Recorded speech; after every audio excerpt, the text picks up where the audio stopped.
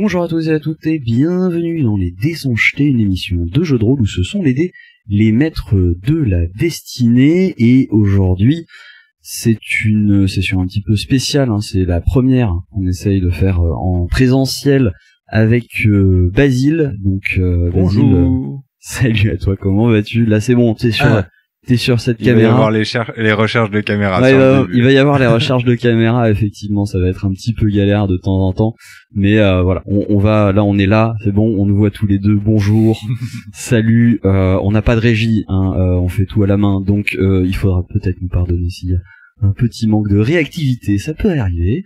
On est content de pouvoir se retrouver en physique, parce que déjà on se voit pas souvent en physique. Bah oui, on n'habite pas au même endroit, voilà, donc déjà. Ce qui explique pourquoi on fait pas de physique déjà habituellement. Déjà, tout à fait. Parce que sinon on serait tout le temps les uns chez les autres, ce serait infernal. Et on va du coup jouer ensemble aujourd'hui, découvrir un petit peu ce que ça donne sur table, nos aventures, et pour ce faire, on va faire une première aventure autour du personnage de Tulix, que vous connaissez, que vous avez pu voir dans la série sur les terres de Rune. Et on va un petit peu voir ce qui se passe pour la suite de notre très cher Tulix dans son enquête. Voilà. Et oui. Enquête qui promet d'être mouvementée, hein, et donc on va voir ce que ça va donner, en espérant que tu trouves des solutions. Voilà. On espère que le temps imparti sera suffisant, mais bon, on n'est pas limité dans le temps, donc au pire. Je suis un excellent enquêteur. L'enregistrement sera long, sinon. Navré. Navré pour vous. Il y aura peut-être des cuts. Bref, du coup, peut-être qu'on peut lancer le générique. Et puis après, on se retrouve pour le début de la partie. Donc, générique, et à tout de suite pour ce début de partie. Générique.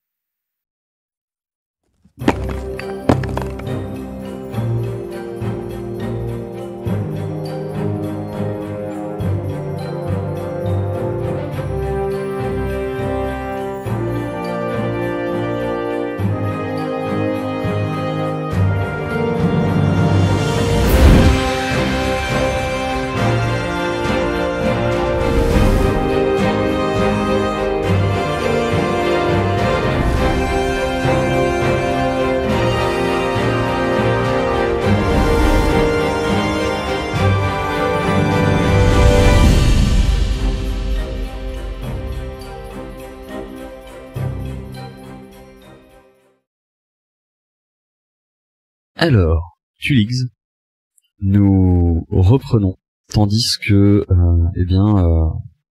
tu as été un petit peu entre guillemets lâché par les autres compagnons qui eux sont partis en direction des cimes de bronze.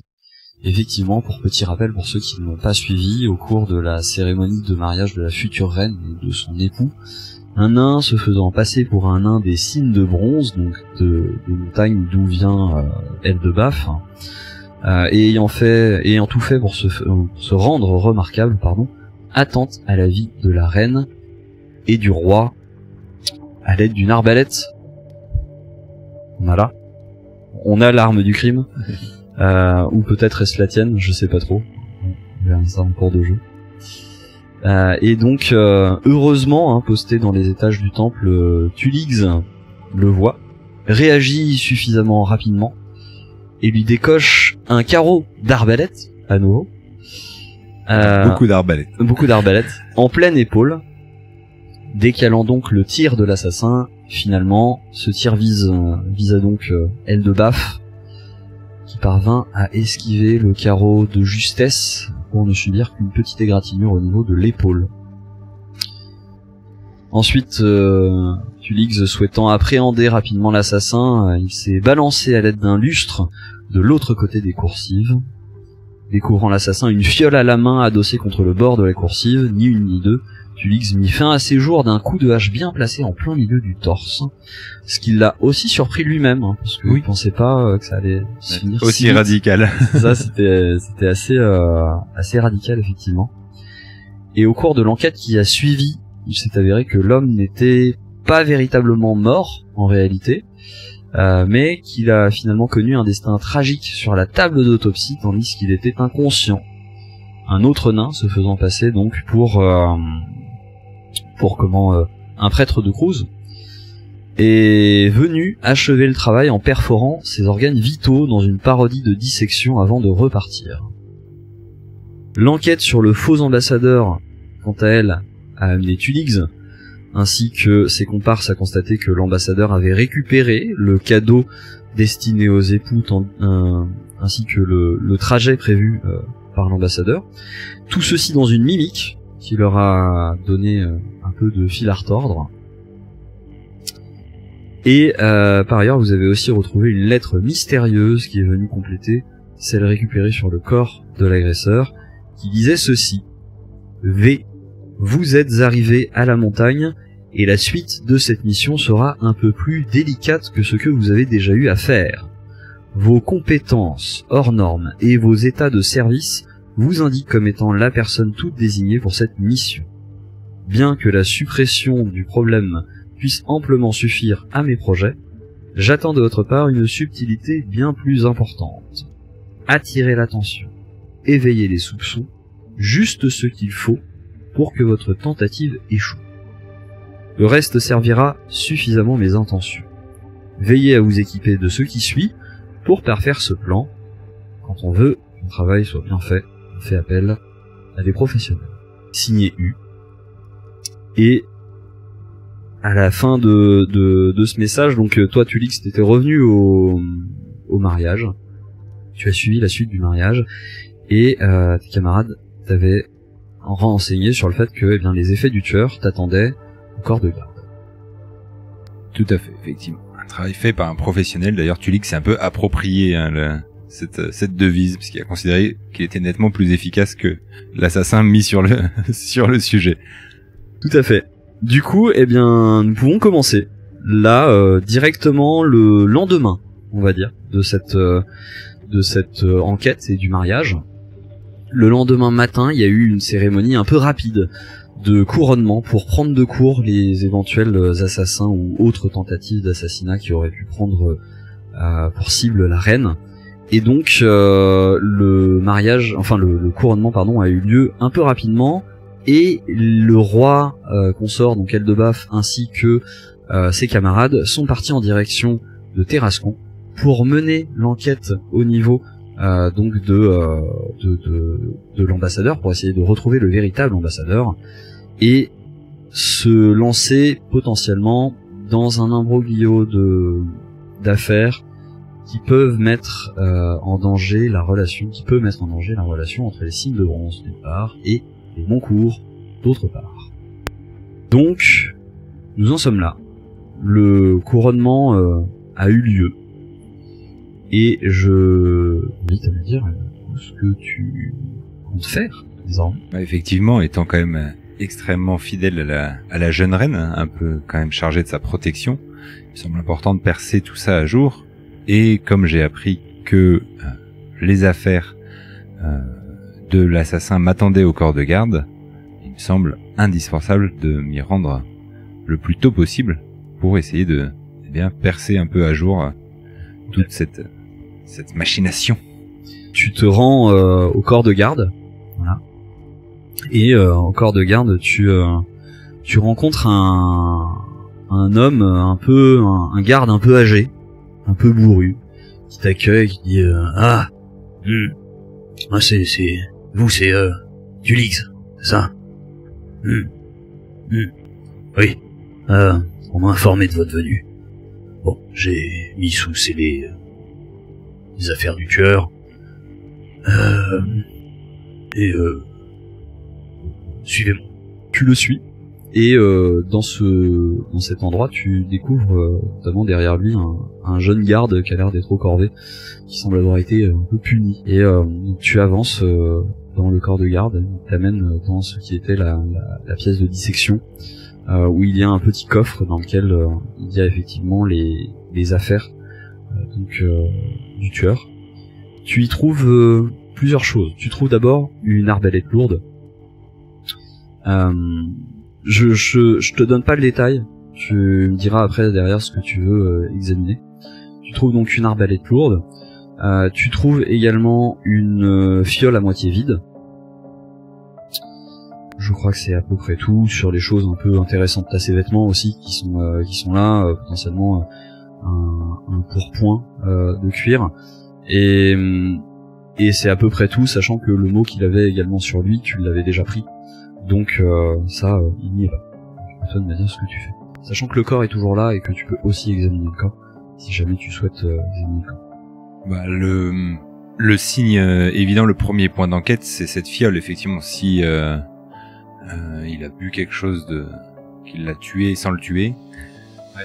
Ça me semble quand même important d'essayer d'identifier déjà la complexité du produit. Est-ce que c'est quelque chose qu'on peut avoir sous la main assez facilement, ou est-ce que c'est déjà quelque chose qui est difficile à se procurer? Ok. Dans ce cas, eh bien, je vais t'inviter à faire le premier jet de cette partie, qui sera un jet de connaissance nature. On démarre sur des chapeaux de roue avec un 5. Waouh. T'as un bonus en nature, non? Non. Géographie, exploration, plan, religion. Et... ok. C'est 5 codé, de toute façon, donc. Ouais, non, c'est un 5 codé de toute façon, effectivement. Donc, tu as beau essayer de rassembler toutes tes connaissances, tu ne parviens pas à savoir exactement ce que c'est. Et potentiellement, il faudra que tu fasses appel à un spécialiste. Du coup, dans le coffre, il n'y avait pas grand-chose d'autre. L'arbalète lourde, peut-être regarder si éventuellement il y a des traces d'une manufacture spécifique. Là aussi, est-ce que c'est une arbalète lourde du commun des mortels, on va dire, ou d'assassins d'élite? Bien, pour le coup, là, tu as quelque chose d'effectivement un peu plus intéressant, puisque l'arbalète lourde n'est pas comme les autres, comme tu l'as si bien sous-entendu. C'est une arbalète lourde qui est munie d'un emplacement pour charger du poison, déjà, ce qui est assez inhabituel. Et elle a un système de poulie et de tension de corde qui est appliqué, qui est plutôt exceptionnel, hein, et qui semble pouvoir décupler la puissance du tir et potentiellement pouvoir tirer même de plus loin. Une arme qui pourrait être notamment choisie par des personnes qui on pourrait appeler un peu dans le jargon moderne des snipers. Et tu repères également un petit symbole qui est gravé au niveau de la crosse. Tu peux faire un jet de connaissance locale. Et ce sera 2.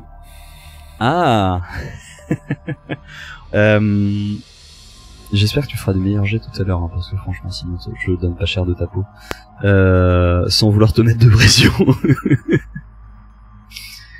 Bon, eh bien, ça ne te parle pas, ce symbole. Et à nouveau, il te faudra trouver un spécialiste qui lui pourra certainement t'aider à identifier quel est ce symbole.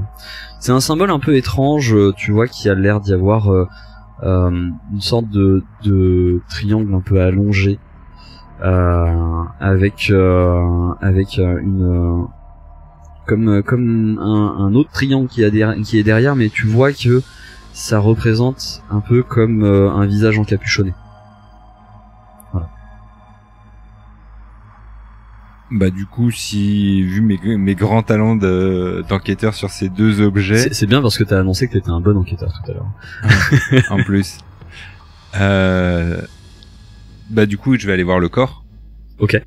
Dans ce cas-là, il me semble que j'avais quand même eu un débrief par mes acolytes sur l'état de la chose, donc du coup, il est toujours sur la table d'autopsie. Toujours sur la table d'autopsie, effectivement. Alors effectivement, comme on m'a parlé d'organes qui avaient été transpercés, j'ai envie d'essayer de voir un peu si ça a été fait d'une manière sauvage, on va dire, ou plutôt chirurgicale. D'accord. À voir déjà si... D'accord, ok. Je t'invite à me faire un jet de premier secours. Premier secours j'ai fait 5 OD, mais j'ai plus 9. Ah, c'est déjà mieux, effectivement. 14, eh bien tu constates qu'effectivement, alors la rigidité cadavérique est installée. Maintenant, ça fait effectivement 2 jours qu'il est mort. C'est le lendemain, donc bon, la rigidité cadavérique est déjà installée quand même. Et tu constates qu'effectivement la manière dont ça a été fait, pour quelqu'un qui n'a pas forcément l'œil, ne verrait pas forcément que la dissection a été faite de manière un peu sauvage. Mais pour toi qui est un peu formé quand même en premier secours, tu vois que ça n'a pas été fait d'une main de professionnel. Et quand tu regardes un peu à l'intérieur, alors c'est un peu compliqué parce qu'il faut tirer un peu les chairs parce qu'elles sont un peu rigides. Tu constates effectivement que les organes ont été transpercés par un outil de dissection, potentiellement une espèce de petite lame très fine, tu vois, et ça a été fait en de multiples endroits assez sauvagement également. Ça ressemble pas à du travail de professionnel, que ce soit par un professionnel de la dissection ou par un professionnel du meurtre. Je suis assez peu avancé vu mes jets de piètre qualité. Sur le corps, je voudrais regarder si éventuellement il y a des signes distinctifs. Je me dis que c'est des guildes d'assassins, des choses comme ça pour avoir des tatouages ou des marques. Ok. Je te fais pas faire de jet de perception. Là, il ne bouge pas, donc c'est assez facile de parcourir tout son corps. Tu ne trouves pas de tatouage spécifique. Ça a l'air potentiellement, il n'a pas l'air d'appartenir à une guilde d'assassin. De ce que tu vois, c'est peut-être même plus un mercenaire qui a été peut-être payé par une guilde d'assassins, je ne sais pas, mais voilà, il n'a pas l'air d'être associé à une guilde en particulier. D'accord. Donc je l'ai regardé sous toutes les coutures, à l'intérieur, à l'extérieur. Là, je pense que j'ai un peu fait le tour du corps, donc effectivement je vais aller en quête de spécialistes, que ce soit pour le symbole ou pour la potion. Ok. Après, il y a aussi une information qu'on t'avait donnée, que tes camarades t'avaient donnée, c'est que apparemment le corps de garde a reçu comme information que cet homme qui est venu pour faire la dissection serait venu envoyé par le temple. C'est aussi une piste que tu pouvais avoir pour information.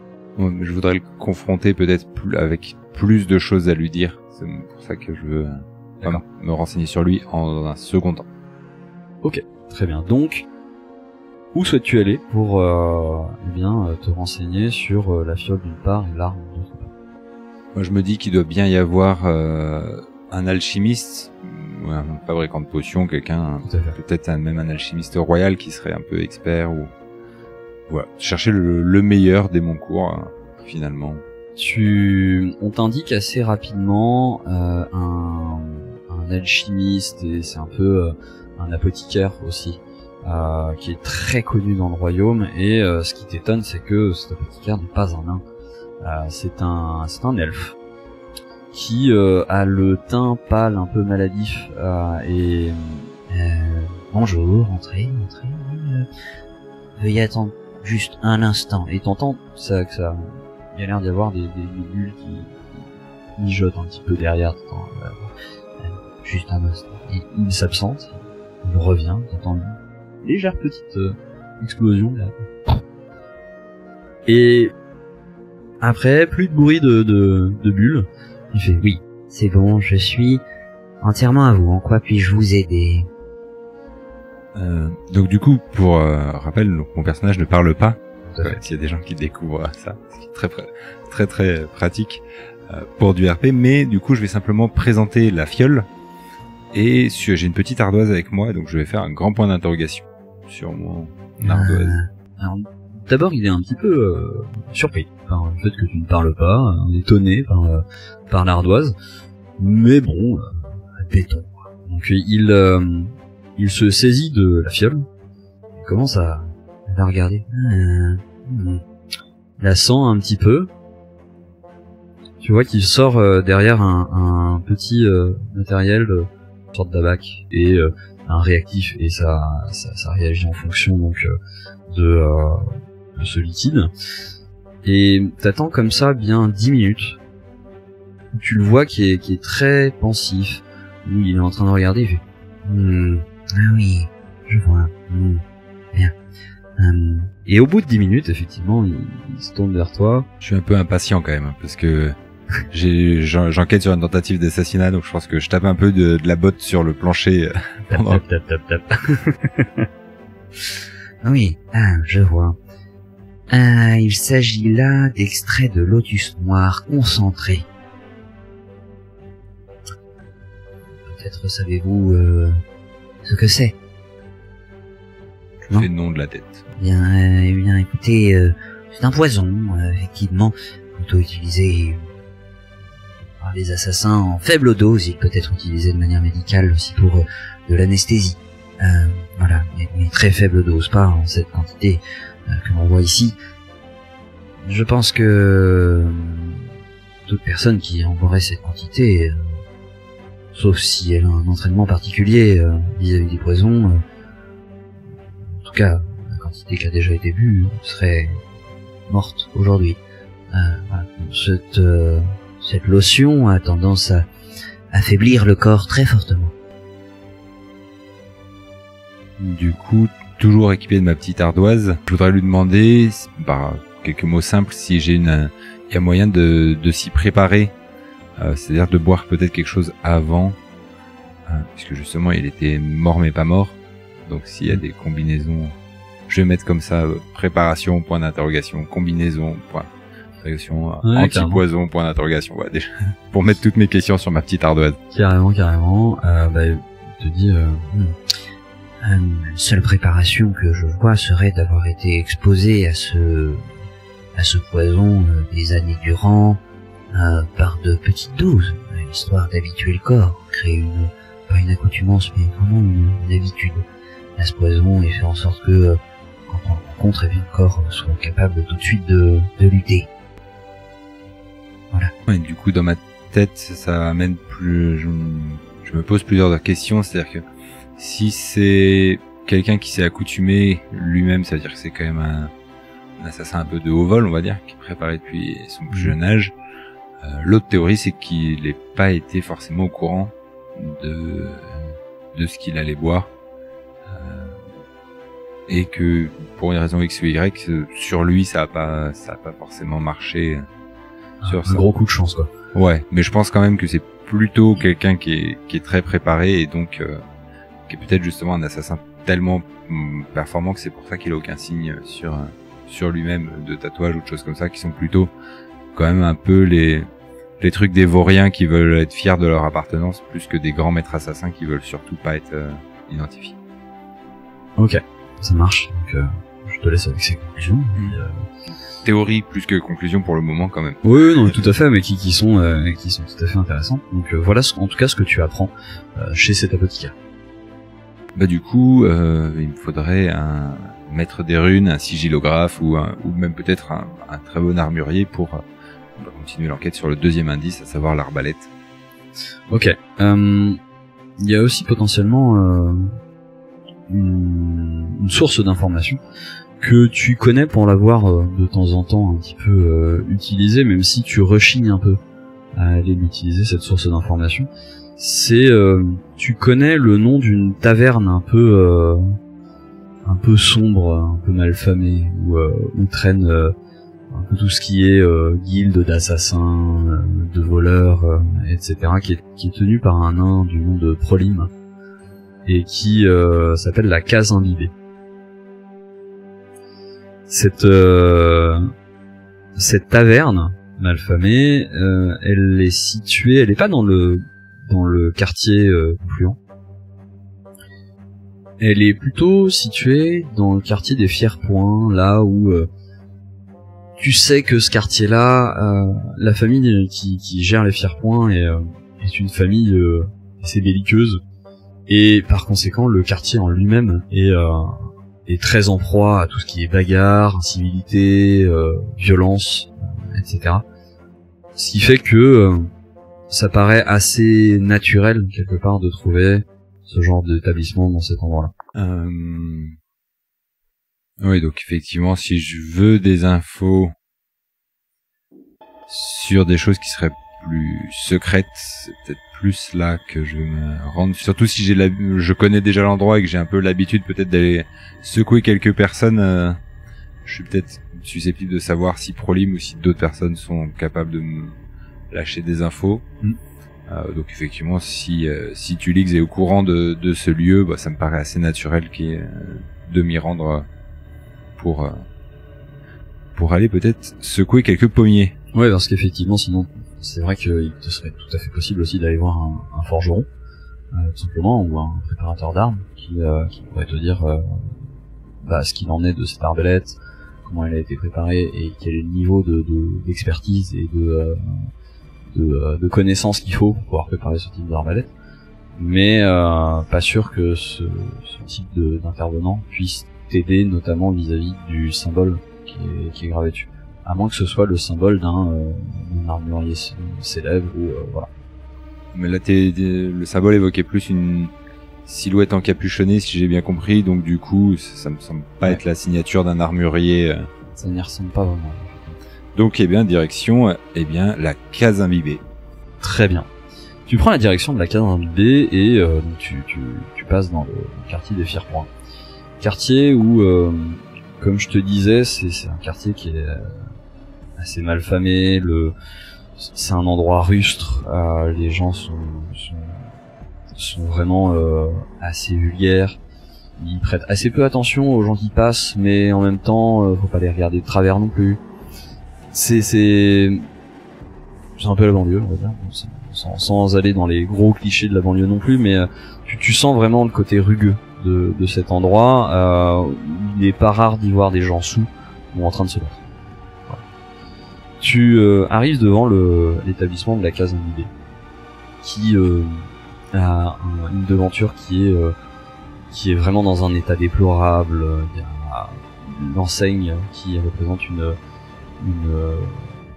chope qui est en train de se renverser, qui est moitié décrochée, avec de la mousse dessus, donc très mal entretenue vraiment. Tu vois qu'il y a une vitre qui est cassée, la moitié de la porte a l'air de très mal fermée également, bloquée au niveau du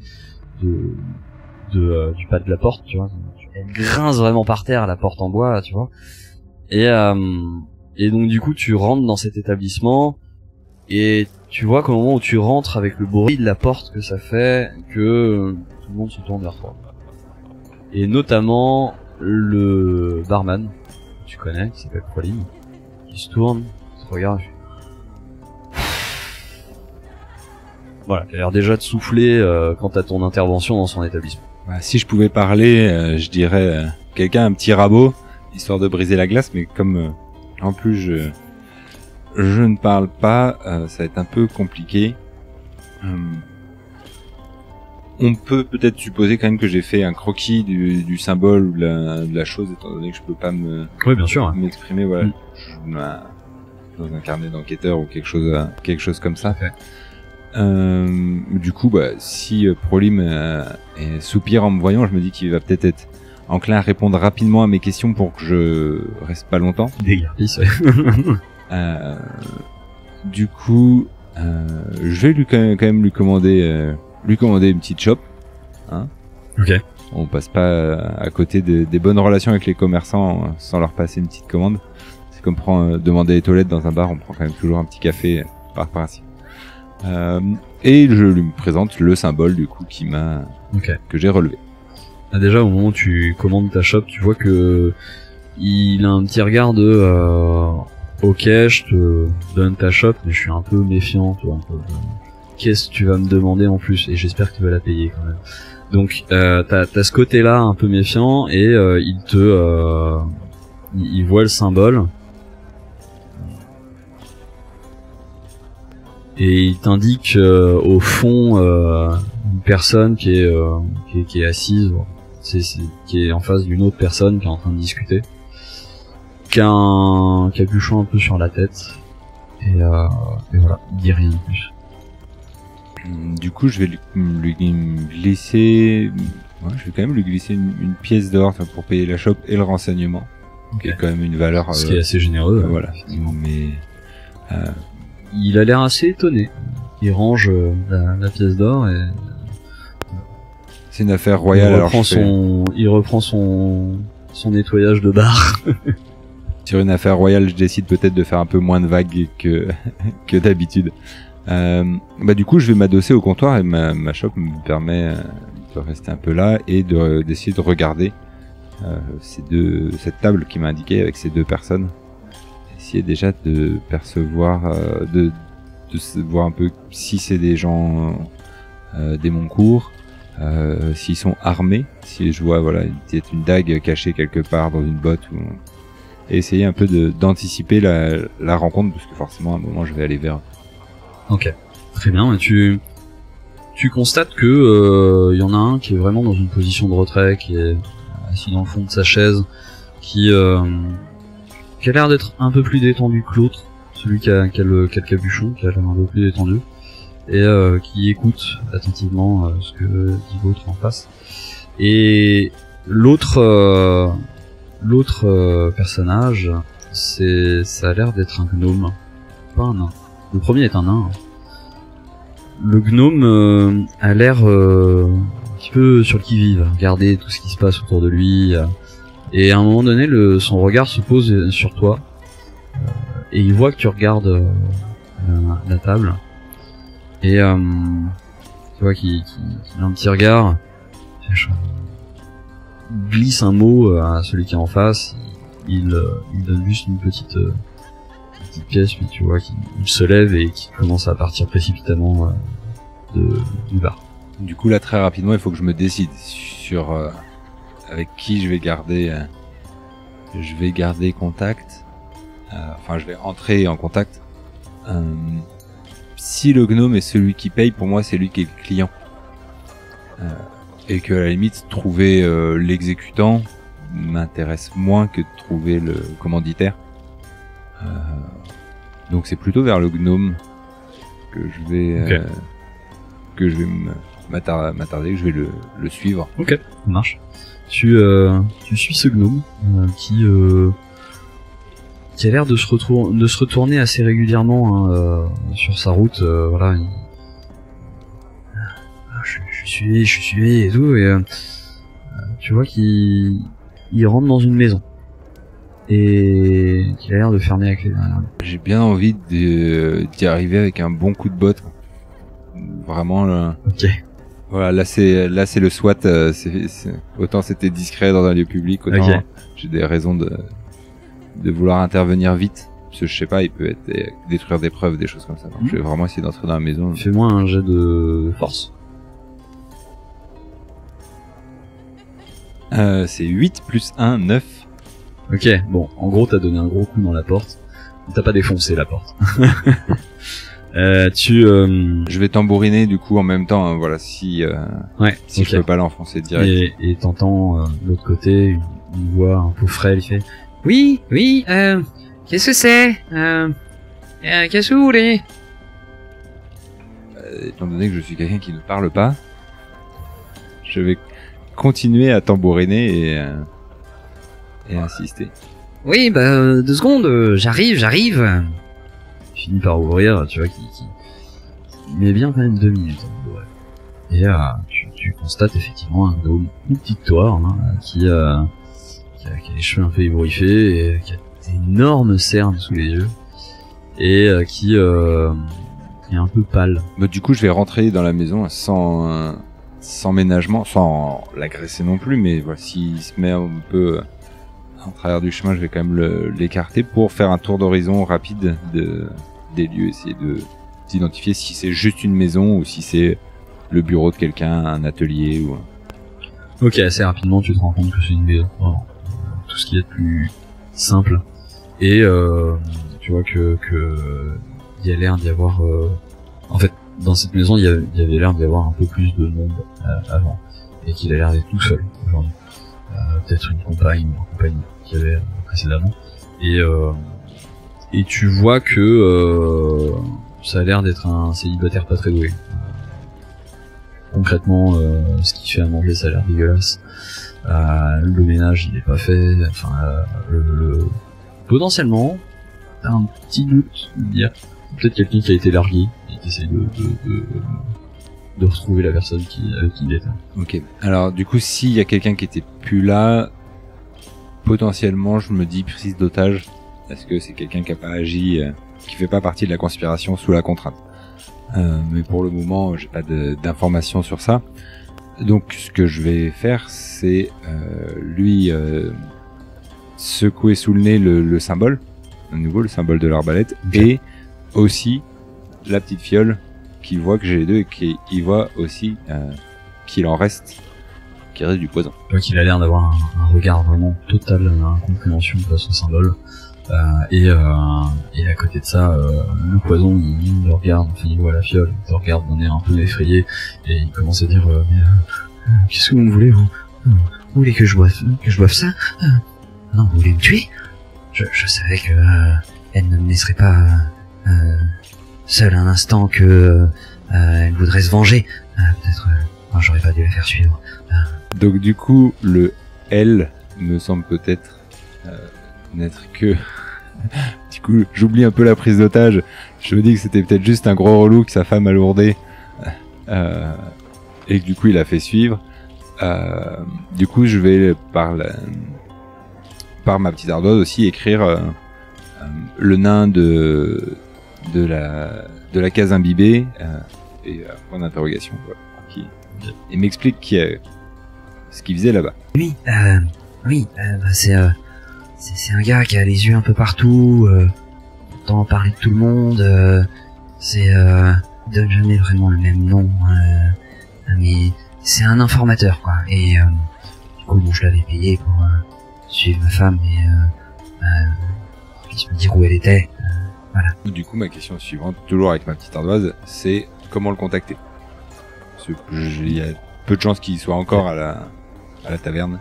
Ok, bah assez rapidement, il te dit que effectivement la meilleure manière de le contacter, c'est de se pointer à la case imbibée. C'est là qu'il est le plus souvent, le plus clair de son temps.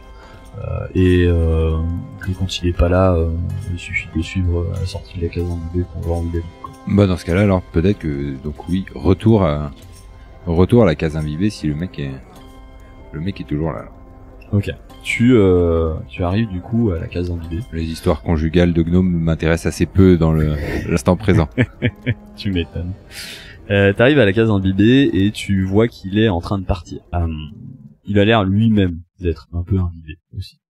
Et ce départ de la case imbibée, tu vois qu'il a un regard un peu de satisfaction, légèrement amusé. Tu vois.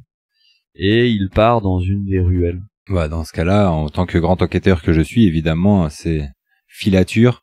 L'idée étant pas forcément de le suivre jusqu'à chez lui, mais plutôt de trouver un endroit calme où je pourrais l'interroger. Si une opportunité se présente avant chez lui, ça peut être avant, et si c'est chez lui, c'est chez lui. Ok, tu le suis et tu vois que...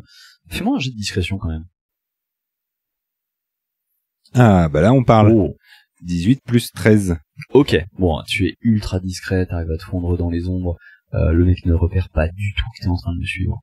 De temps en temps, il se retourne un peu, mais plus par réflexe que pour avoir vraiment entendu ou aperçu quelque chose.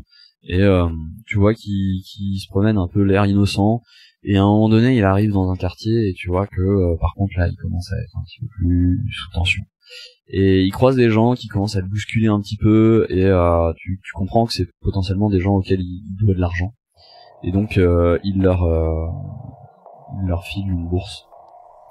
Et ces gars-là le rudoient quelque peu avant de finalement le laisser là, et tu vois que il a un petit temps à souffler un petit peu, à reprendre son souffle, et il est tout seul dans cette ruelle un petit peu malfamée. On est toujours chez les Fierpoints ? Toujours. Bah dans ce cas-là, s'il est tout seul, ben je vais m'avancer, cherchant volontairement à le faire sursauter un peu justement, parce qu'en le gardant sous tension, il va peut-être être plus enclin à me répondre. Ok. Et du coup, je vais lui mettre à nouveau le symbole sous le nez. Ok, donc tu as intimidation dans tes... Oui, tout à fait. Ok, bah fais-moi un test d'intimidation. Bah à nouveau, voilà, 18 plus 4. Oh putain. Voilà. Fallait juste que je me chauffe. En même temps, il était dans un mood où il était déjà très inquiet comme mec, donc il n'y avait pas besoin de grand chose. Mais là, t'as vraiment mis le point sur ce qui pouvait l'inquiéter, à savoir quelqu'un d'autre qui le suit et potentiellement qui pourrait lui demander de l'argent alors qu'il a déjà tout donné, tu vois. Potentiellement une petite marque H à la ceinture que je fais teinter un peu. Teinter, ouais, ok. Donc tu t'approches de lui et et il te voit arriver, l'air sombre, rappelant un peu à quoi ressemble Tulix.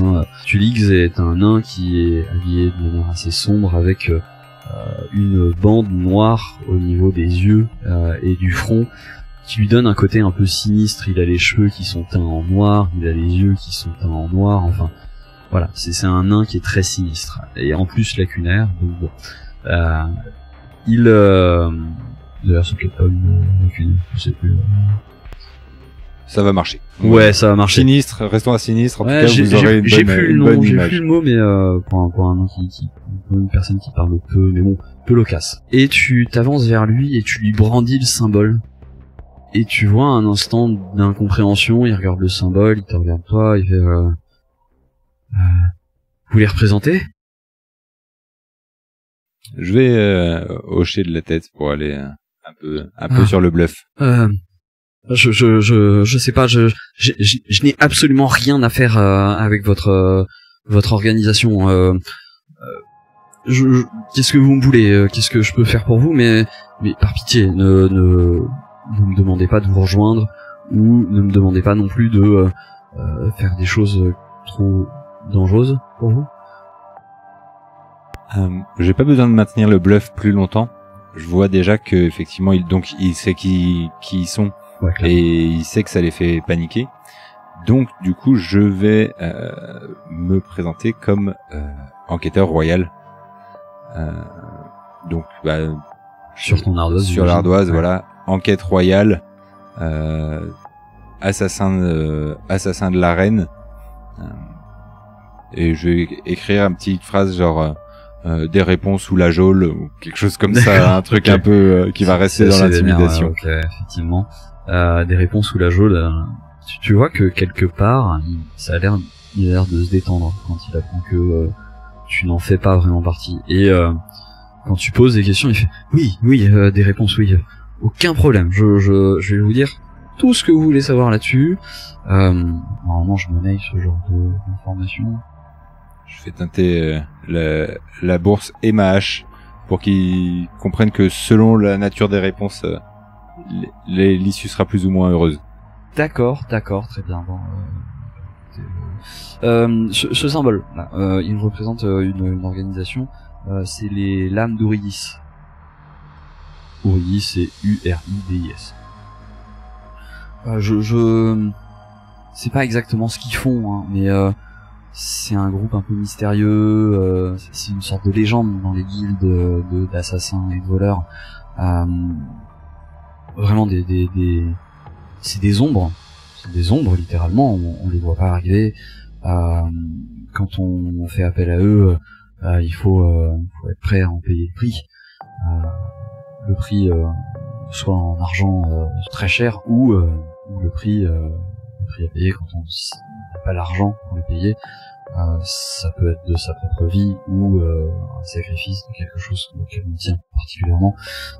Et les lames d'Ouridis, voilà, c'est la plupart du temps, on les voit pas, on en entend parler, mais on veut pas les voir. Tu peux me faire un test de connaissance d'histoire? Je fais un 20 naturel avec mon dé. Parfait. J'ai pas de bonus. Voilà. Les lames d'Ouridis, maintenant qu'on t'en parle, effectivement, toi ça te parle, effectivement. Tu t'en as déjà entendu parler parce que t'as traîné dans ces milieux-là, etc. Et les lames d'Ouridis, effectivement, c'est un groupe d'assassins qui est considéré presque comme une légende, qui inspire même la plupart des guildes d'assassins du monde entier, hein, et où les gens même se posent la question quant à est-ce qu'ils existent véritablement ou est-ce qu'ils ont existé véritablement. Pour autant, toutes ces légendes les associent à des événements majeurs dans l'histoire. Dès qu'il y a un roi qui disparaît de manière un petit peu sombre et lugubre, on pense que les lames d'Ouridis sont derrière. Dès qu'il y a un complot qui se passe, on pense que les lames d'Ouridis sont derrière. Dès que une civilisation disparaît ou que il y a un truc vraiment assez cataclysmique ou violent, on pense que les lames sont derrière.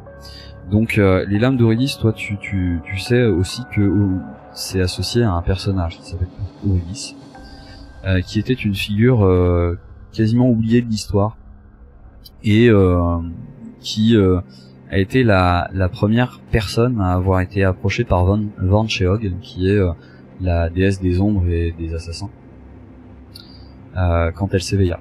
Van Sheog, toi tu le sais un petit peu parce que tu as été un petit peu versé dans les connaissances religieuses.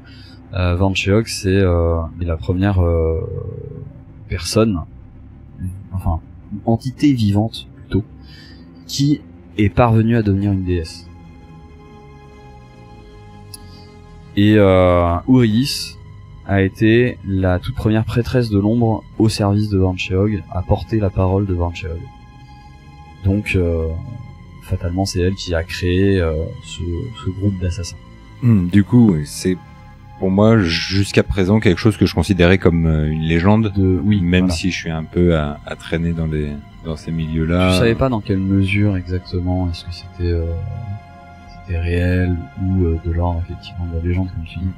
Donc j'étais susceptible de croire qu'il y avait bien une guilde de ce nom-là, mais qu'aurait un peu peut-être gonflé son histoire. Sa réputation. Ouais. Tout à fait. Mais du coup, il faut que j'arrive à mettre la main sur eux. Mais ce qui me surprend, du coup, c'est que, effectivement, enfin, l'assassinat a échoué. Oui. Donc, j'ai plus tendance à croire que celui que j'ai oxy n'était pas un des membres, mais que c'est peut-être plutôt la personne qui est repassée derrière à la morgue. Je serais pas surpris, voilà, pour rester anonyme, ils engagent un peu surtout sur des trucs qui sont pas censés réussir, qu'ils engagent un peu des sous-mains, on va dire, des prestataires. Et que du coup, c'est plutôt quelqu'un de chez eux qui est venu après masquer la question. Mais en même temps, si c'est quelqu'un qui a résisté au poison du lotus noir, c'est déjà quelqu'un qui avait un don bien particulier. Donc, et si je reprends le message, quand on a besoin de bien faire les choses, on fait appel à des professionnels. Voilà, c'est peut-être bien que lui, en fait, que je pensais pendant un moment un peu un opportuniste engagé pour l'occasion, cache bien son jeu, et que justement, notamment si le but est de blesser, de pas tuer depuis le début, faut quand même là aussi un peu un tireur d'élite pour réussir à ne pas tuer. Ce serait dommage s'il voulait pas que ce soit fatal. Donc voilà, je parle un peu en même temps que je réfléchis, mais bien possible que le gars ait été lui-même un des membres des lames, mais que si effectivement la personne a été envoyée par le temple et que quand même dans le background des lames d'Ouridis il y a des histoires de prêtresses. Ouais. Ça veut dire que c'est quand même une association meurtre et religion, on va dire, dans leur chasse et pêche dans sa religion. Voilà, mais dans leur fonctionnement en tout cas, voilà, c'est pas là où d'autres guildes d'assassins seront peut-être juste attirés par l'appât du gain, eux ils ont un dogme derrière. Donc il faudrait peut-être effectivement que j'aille sur le terrain de la religion, puisque le terrain des assassins, on va dire, les enquêtes des bas-fonds et tout ça ne donnent pas plus de choses. Peut-être un armurier pourrait permettre d'avoir des infos sur ça.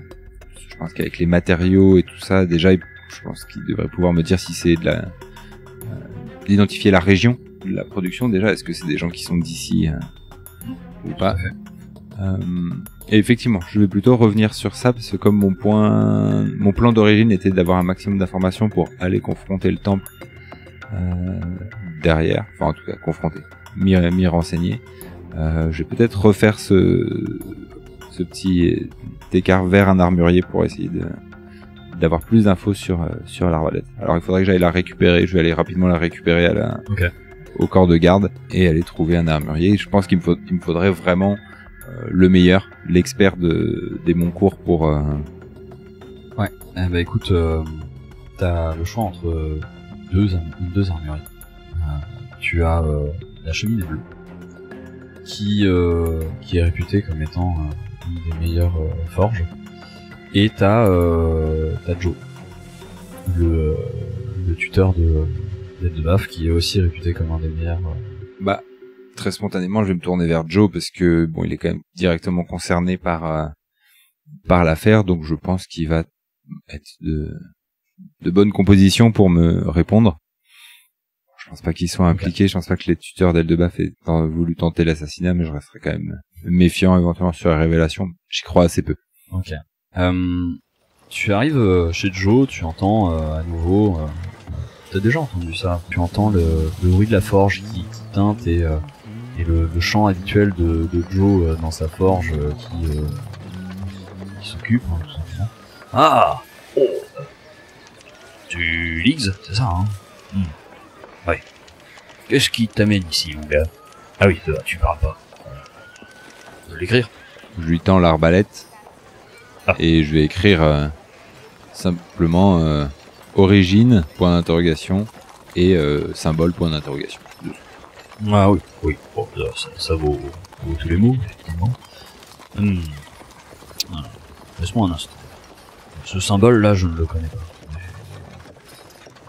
Ce travail, cette manière de bander le bois, ces petites incisions à droite à gauche. C'est un maître art d'électrier. Déjà, c'est pas chez un forgeron que tu trouveras ce genre de travail. Mais ça me rappelle une maîtresse qui s'appelle Nyriat, qui est une naine spécialisée, mais qui pourtant qui n'exerce plus, on va dire, pour le grand public depuis bien des dizaines d'années maintenant. J'imagine qu'elle doit prendre encore quelques commandes un peu par-ci par-là, des commandes spéciales de temps en temps. Mais non, elle s'est retirée du marché.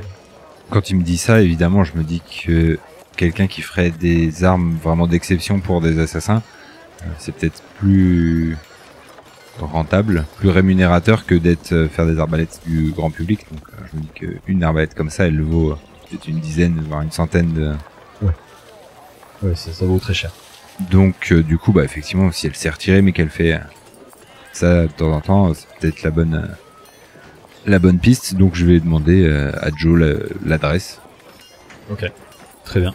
Bah écoute, Joe te l'indique, elle est pas dans le quartier Confluent. Du coup, elle est plutôt dans le quartier de Légine Inflexible.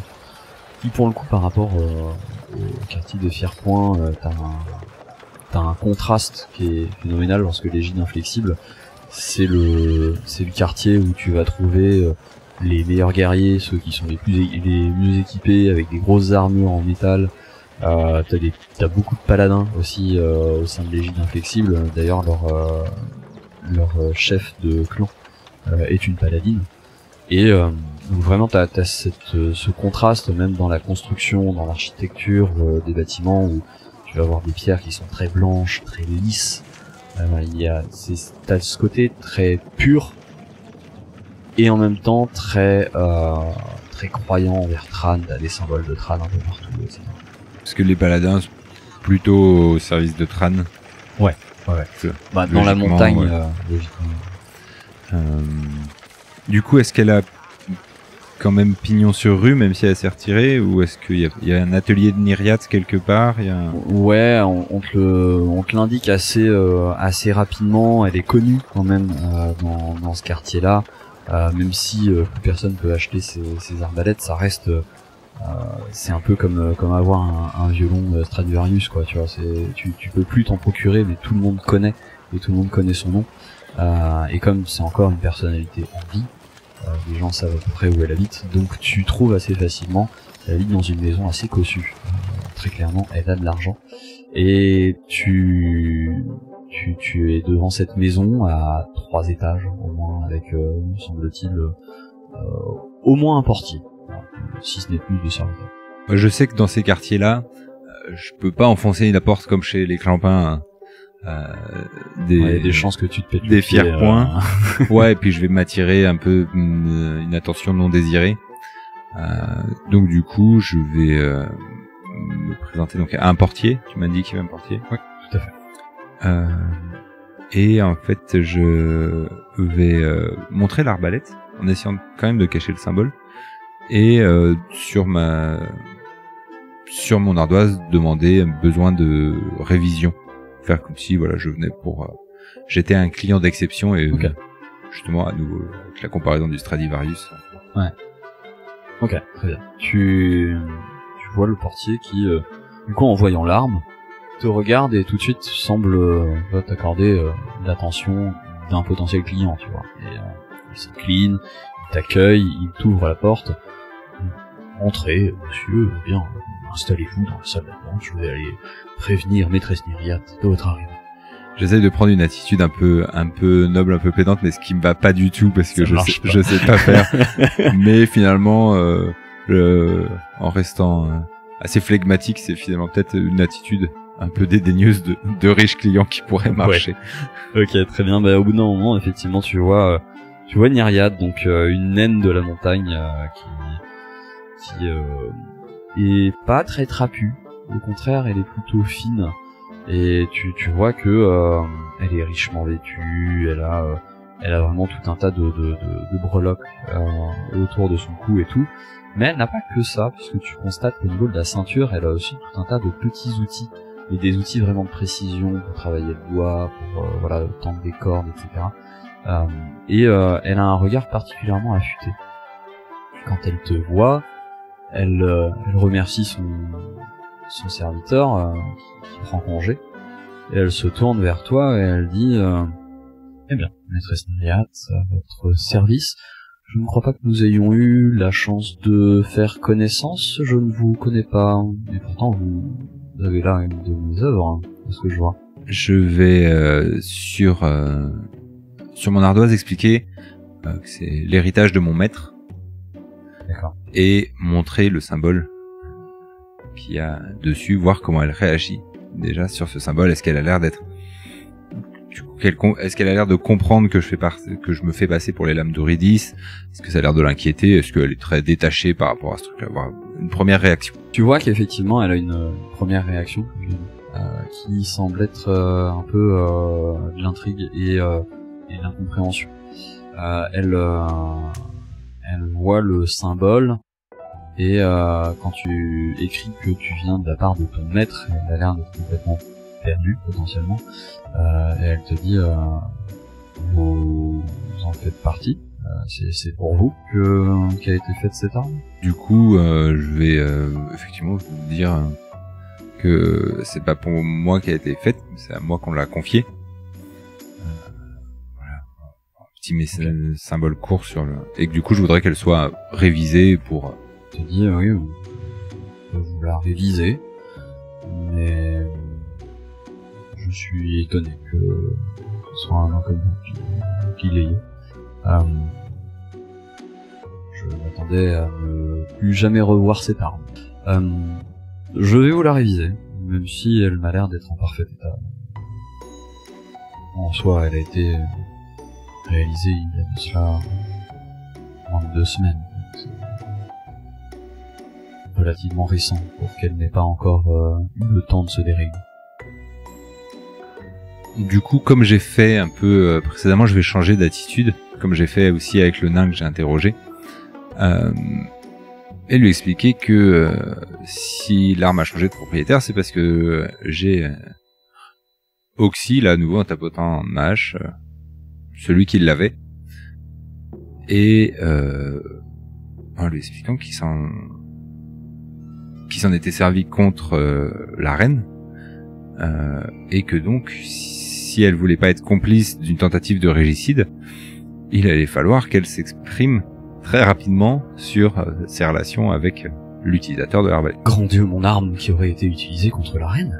Je dois avouer ne pas y être attendu. Oui, bien sûr que je vais répondre à vos questions.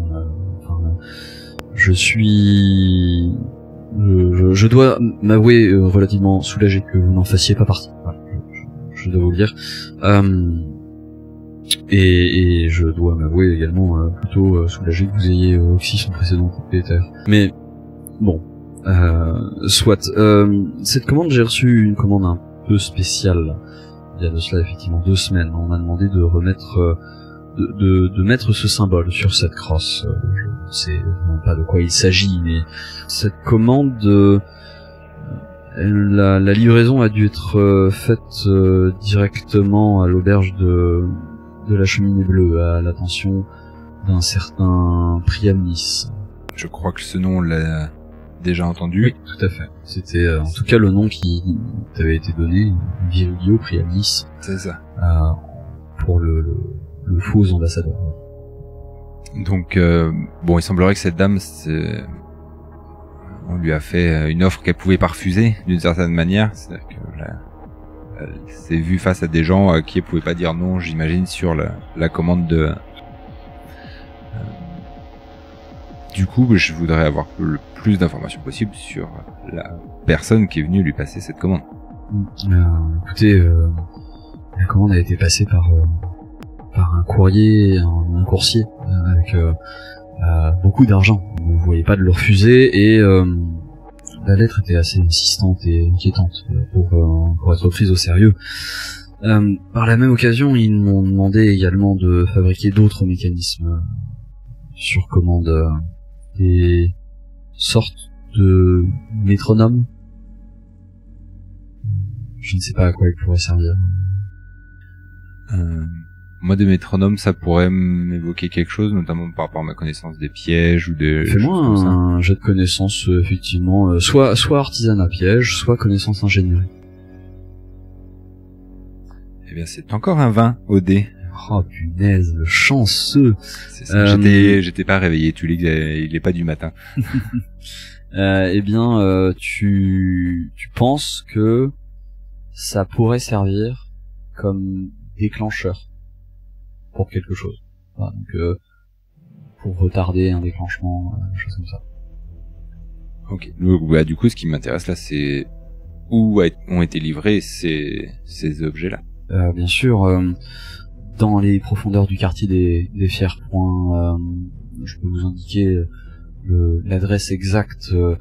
C'est dans un coin vraiment tout sauf rassurant. Je dois avouer n'avoir précédemment jamais mis les pieds par là-bas, et il m'a été demandé de remettre moi-même cette livraison. D'habitude, je fais appel à des servants pour le faire. J'ose espérer ne plus avoir à y aller. Voilà. Toujours est-il que c'était dans une boutique de barbier. C'est étrange. Ça s'appelle un brin cocasse, cette boutique, tenue par une personne vraiment très antipathique. Assez surpris qu'un barbier qui s'appelle un brin cocasse soit tenu par des gens antipathiques. On pourrait croire des joyeux drills, mais la tradition de donner des noms avec des jeux de mots s'est passée du coiffeur au barbier, en tout cas chez nous. Pas forcément plus de questions à le poser, à part savoir si éventuellement elle aurait pris le risque peut-être de faire suivre le coursier qui lui a livré l'argent. Peut-être qu'avec les moyens qu'elle a, étant donné qu'elle est assez riche, est-ce qu'elle a pas essayé d'enquêter un peu elle-même sur sa commande? Je dois avouer ne pas avoir eu ce réflexe, et ne pas en avoir eu l'envie non plus. Le moins je peux être impliqué dans cette affaire-là, le mieux je me porte. Tout à fait franche, je sais que mes armes ne tombent pas toujours entre de bonnes mains, que les assassins peuvent être particulièrement intéressés par mes ouvrages. J'essaye d'y appliquer un coup, mais qui est suffisamment onéreux pour que seule l'élite puisse l'avoir, et que potentiellement ce soit plutôt des soldats ou des mercenaires qui aient accès à ce genre d'ouvrage, dans l'idéal uniquement sur recommandation d'autres familles nobles, des choses comme ça. Mais je sais que je ne peux pas maîtriser où vont mes armes en définitive, quelque part. Donc le moins j'en sais, le mieux je me porte. Je trouve qu'elle essaie quand même un peu de se parer de vertu pour pas dire l'argent n'a pas d'odeur. Complètement. Hein. Bon, venant de quelqu'un qui fabrique des armes, en même temps, peut difficilement dire je fabrique des armes mais je voudrais pas qu'elles tuent des gens, c'est un peu compliqué. Donc je vais quand même, pour marquer un peu le coup, lui dire qu'elle est assignée à résidence sur ordre royal jusqu'à conclusion de l'enquête. Et sans autorisation de prendre de nouvelles commandes. Avant une déclaration contraire. Écoute, quand tu lui dis ça, l'assignation à résidence, elle dit oui. Je comprends tout à fait. Écoutez, je collaborerai de la manière la plus collaborative possible. Voilà, je cherche à vous aider dans votre affaire. Je ne serai pas complice de ces gens-là. En tout cas, j'essaierai de me racheter le plus possible. Tout à fait. Et bon, soit si c'est un décret royal, une demande pendant le temps de l'affaire, je m'y plierai. Mais voilà, c'est histoire de quand même faire preuve un peu d'autorité parce que bon, je suis pas moi-même totalement pacifique, donc je peux pas. Mais voilà, à la limite, c'est moi qui tiens l'arme qui est exécutée. Je suis, on va dire, dans les principes de Tulix, c'est un peu moins grave que de s'enrichir sur les assassinats faits par les autres. Donc c'est pour ça que je marque un peu le truc. C'est un business, quoi, mais bon, effectivement, c'est pas un business qui est tout blanc. Mais voilà, ok, très bien. Elle a pris note de ça. Du coup, allons chez un brin cocasse. Je pense que les pistes s'enchaînent assez naturellement. Ouais. Ok. Tu te rends en direction donc de un brin cocasse. Et tu trouves là effectivement une boutique de barbier assez sordide. Vraiment le personnel a l'air vraiment antipathique au possible, avec ce quelque chose presque d'apathique, d'assez mécanique. Ils ont l'air de travailler mais sans trop faire attention à ce qu'ils font. Et tu vois que la devanture est aussi, comme beaucoup de boutiques des Fiers-Points, dans un état déplorable. Et t'as l'impression, à la vue de la taille du bâtiment, que c'est quand même vachement grand pour juste une boutique de barbier, quoi. Ouais, ok. Donc comme on est revenu dans les bas-fonds, je vais reprendre un petit peu une attitude un peu plus rentre dedans. L'idée étant de peut-être, alors à la fois rentre dedans, je vais pas me laisser emmerder par les gars du coin, mais en même temps, si l'endroit est plus grand qu'une boutique de barbier, ça mérite peut-être de faire un peu le tour, de voir s'il y a d'autres, à la fois d'autres accès et à la fois peut-être plus de monde que ce que je pourrais supposer dans un barbier. Je me dis il y a 2-3 gars au max, mais s'il y a peut-être un entrepôt, un truc comme ça, que je me retrouve pas nez à nez avec 25 assassins. Ok, très bien. Écoute, tu fais un peu le tour. Déjà, tu constates qu'il y a l'air d'y avoir une porte au fond de la boutique de barbier qui doit permettre certainement d'aller dans une arrière-boutique ou peut-être un entrepôt, hein, tu ne sais pas, vu la taille de l'emplacement, ça pourrait être ça, effectivement. Et quand tu fais le tour, tu vois qu'il y a une sorte de porte aussi, un peu porte de livraison, tu vois. Ouais, du coup, c'est plutôt cette porte-là qui va m'intéresser, plutôt que la boutique elle-même. Donc, m'en approcher, voir si elle est verrouillée ou pas, et si elle l'est, la déverrouiller, si elle ne l'est pas, ouvrir, essayer de regarder subtilement ce qu'il y a à l'intérieur. Ok, très bien. Tu peux faire un jet de sabotage du coup pour essayer d'ouvrir. Et on retombe de l'autre côté des dés. Ah, t'as pas d'entre-deux, toi, c'est toujours là, j'ai fait tout ou rien, quoi. 3 plus 11. 3 plus 11. Oh, c'est quand même pas dégueu, en soi. J'ai plus 11, heureusement. Plus 11, quand même. Tu galères un peu. Tu passes un petit temps, quand même, et tu finis par pouvoir ouvrir cette porte. Tu découvres un couloir, dans un premier temps. Bah, du coup, étant à la fois capable d'être discret, ayant une vision dans le noir, je me lance à l'intérieur des lieux, le plus discrètement possible, évidemment, et très attentif à la présence éventuelle de pièges, parce que si c'est des gens qui ont commandé des mécanismes, je me dis que potentiellement c'est des gens qui savent bricoler des petits fils invisibles et autres joyeusetés. Tu repères effectivement assez rapidement un fil tendu au niveau de cette porte que tu parviens à défaire assez rapidement. Ta perception l'a repéré, c'était facile de le désamorcer. Et ce petit fil semble pas forcément amener un piège concrètement, mais plutôt une sorte d'alarme. Effectivement, le petit fil est relié à une série de cloches qui se seraient déclenchées si tu avais tapé dedans. Moi, j'avance dans ce couloir. S'il n'y a pas des pièces ou des portes immédiatement, je vais quand même tendre l'oreille, voir s'il y a éventuellement des bruits, des conversations. Pour deux choses, essayer d'identifier éventuellement ce qui est dit et essayer d'identifier aussi le nombre de voix si discussion il y a. Je t'invite à me faire 2 jets. Un jet de discrétion et un jet de perception. Sur la discrétion, c'est un 20 naturel plus 13. Parfait. Donc tu es une ombre digne des lames d'Aurélis. Mais sur la perception, c'est un 2 plus 12. Ok. T'es plus concentré sur le fait d'être discret, effectivement, de ne pas te faire repérer. Donc tu ne te fais pas repérer.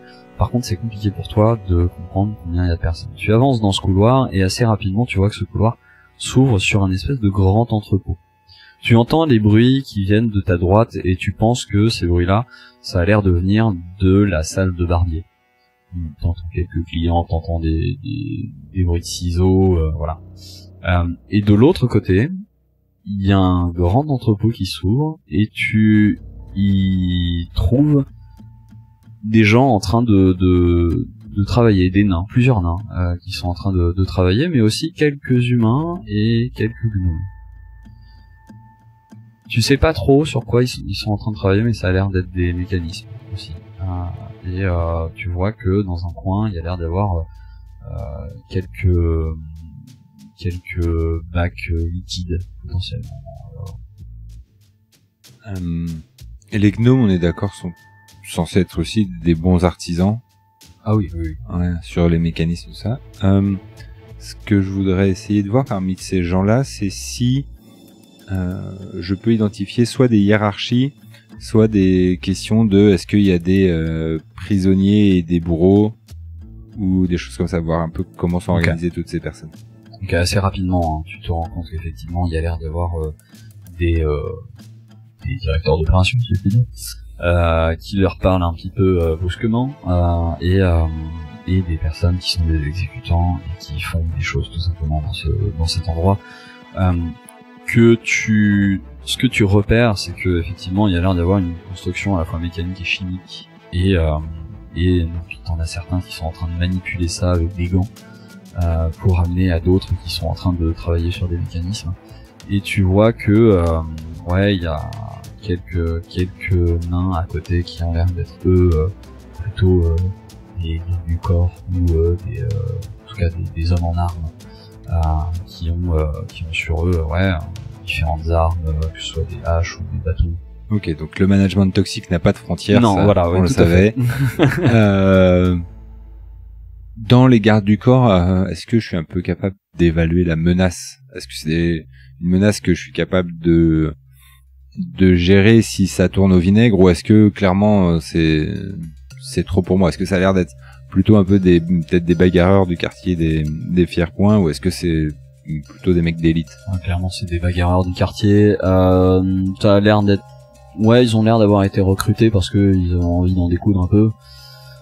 Et dans ce quartier, il y a pas de sous-métier quand on essaye de trouver un peu tout ce qu'on peut pour s'en sortir. Donc mais ce serait pas des assassins légendaires Non, tu penses pouvoir très largement t'en sortir face à eux. Okay. Est-ce qu'il y a potentiellement des positions en hauteur que je pourrais atteindre? Soit des empilements de caisses ou éventuellement des coursives, Ouais, tout à fait, t'as quelques positions qui sont effectivement, t'as des étagères qui montent assez haut. Avec des étagères assez larges, où t'as justement ces espèces de tonneaux qui sont entassés. Donc tu peux y grimper. Par contre, il te faudra un bon jet d'acrobatie et à nouveau un jet de discrétion. Je me dis que les hauteurs m'ont bien réussi le jour du mariage. Un habitué des hauteurs. Donc je vais rester sur sur Ok. cette stratégie-là, d'abord pour essayer d'en voir plus avant d'éventuellement faire des actions. Là, je te demande de nouveau 2 jets si tu fais ça. Un jet d'acrobatie et un jet de discrétion. Très bien. Alors, sur l'acrobatie, on sera à 15, 9 plus 6. Ok, très bien. Et sur la discrétion, eh bien, on sera à 27, 14 plus 13. Oh là là là. Bon, bah, pas grand chose à dire, hein. T'es comme une ombre en train de grimper, alors t'as des moments où les prises sont peut-être un petit peu difficiles, donc c'est pas... Tu mets quand même quelques minutes pour grimper. Et tu finis par te poster en haut, personne ne t'a repéré. Du coup, première chose que j'ai en tête, s'il y a et liquide et mécanisme, c'est potentiellement des pièges, soit une sorte de feu grégeois, soit éventuellement des gaz toxiques, des choses comme ça. Est-ce que j'ai quelque chose qui peut éventuellement confirmer mon intuition?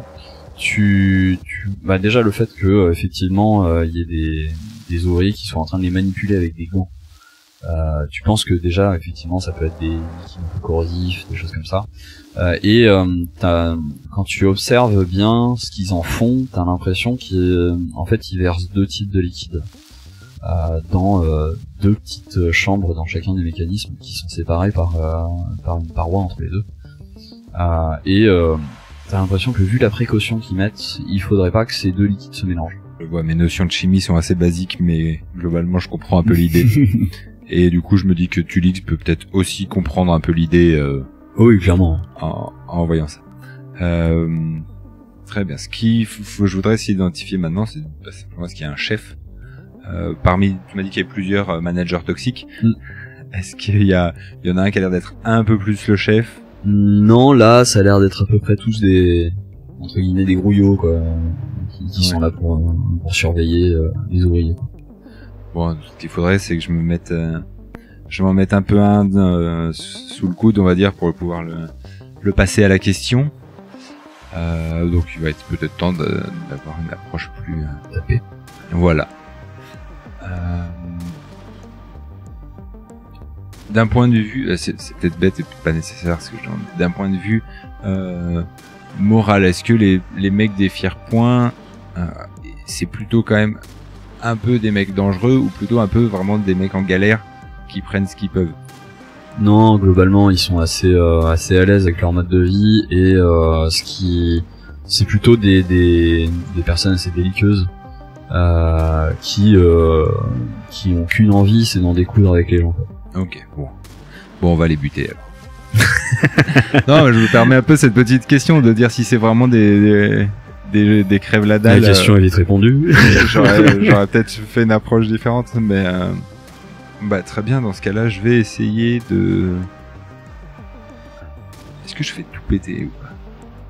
Non, on va pas. Si je veux continuer l'enquête, je vais éviter de faire tout péter l'entrepôt. Donc je vais commencer avec. Puis tu veux peut-être permettre aux ouvriers qui n'ont pas l'air d'être là de leur plein gré de pouvoir s'en aller aussi. Le gars pose une question éthique et puis derrière dit ouais, on va tout faire péter. Foutre le feu au quartier et ce sera réglé. Non, donc plutôt je vais prendre mon arbalète. Ok. Ah, c'est bête, j'aurais pu garder Est-ce que j'ai gardé l'arbalète d'élite?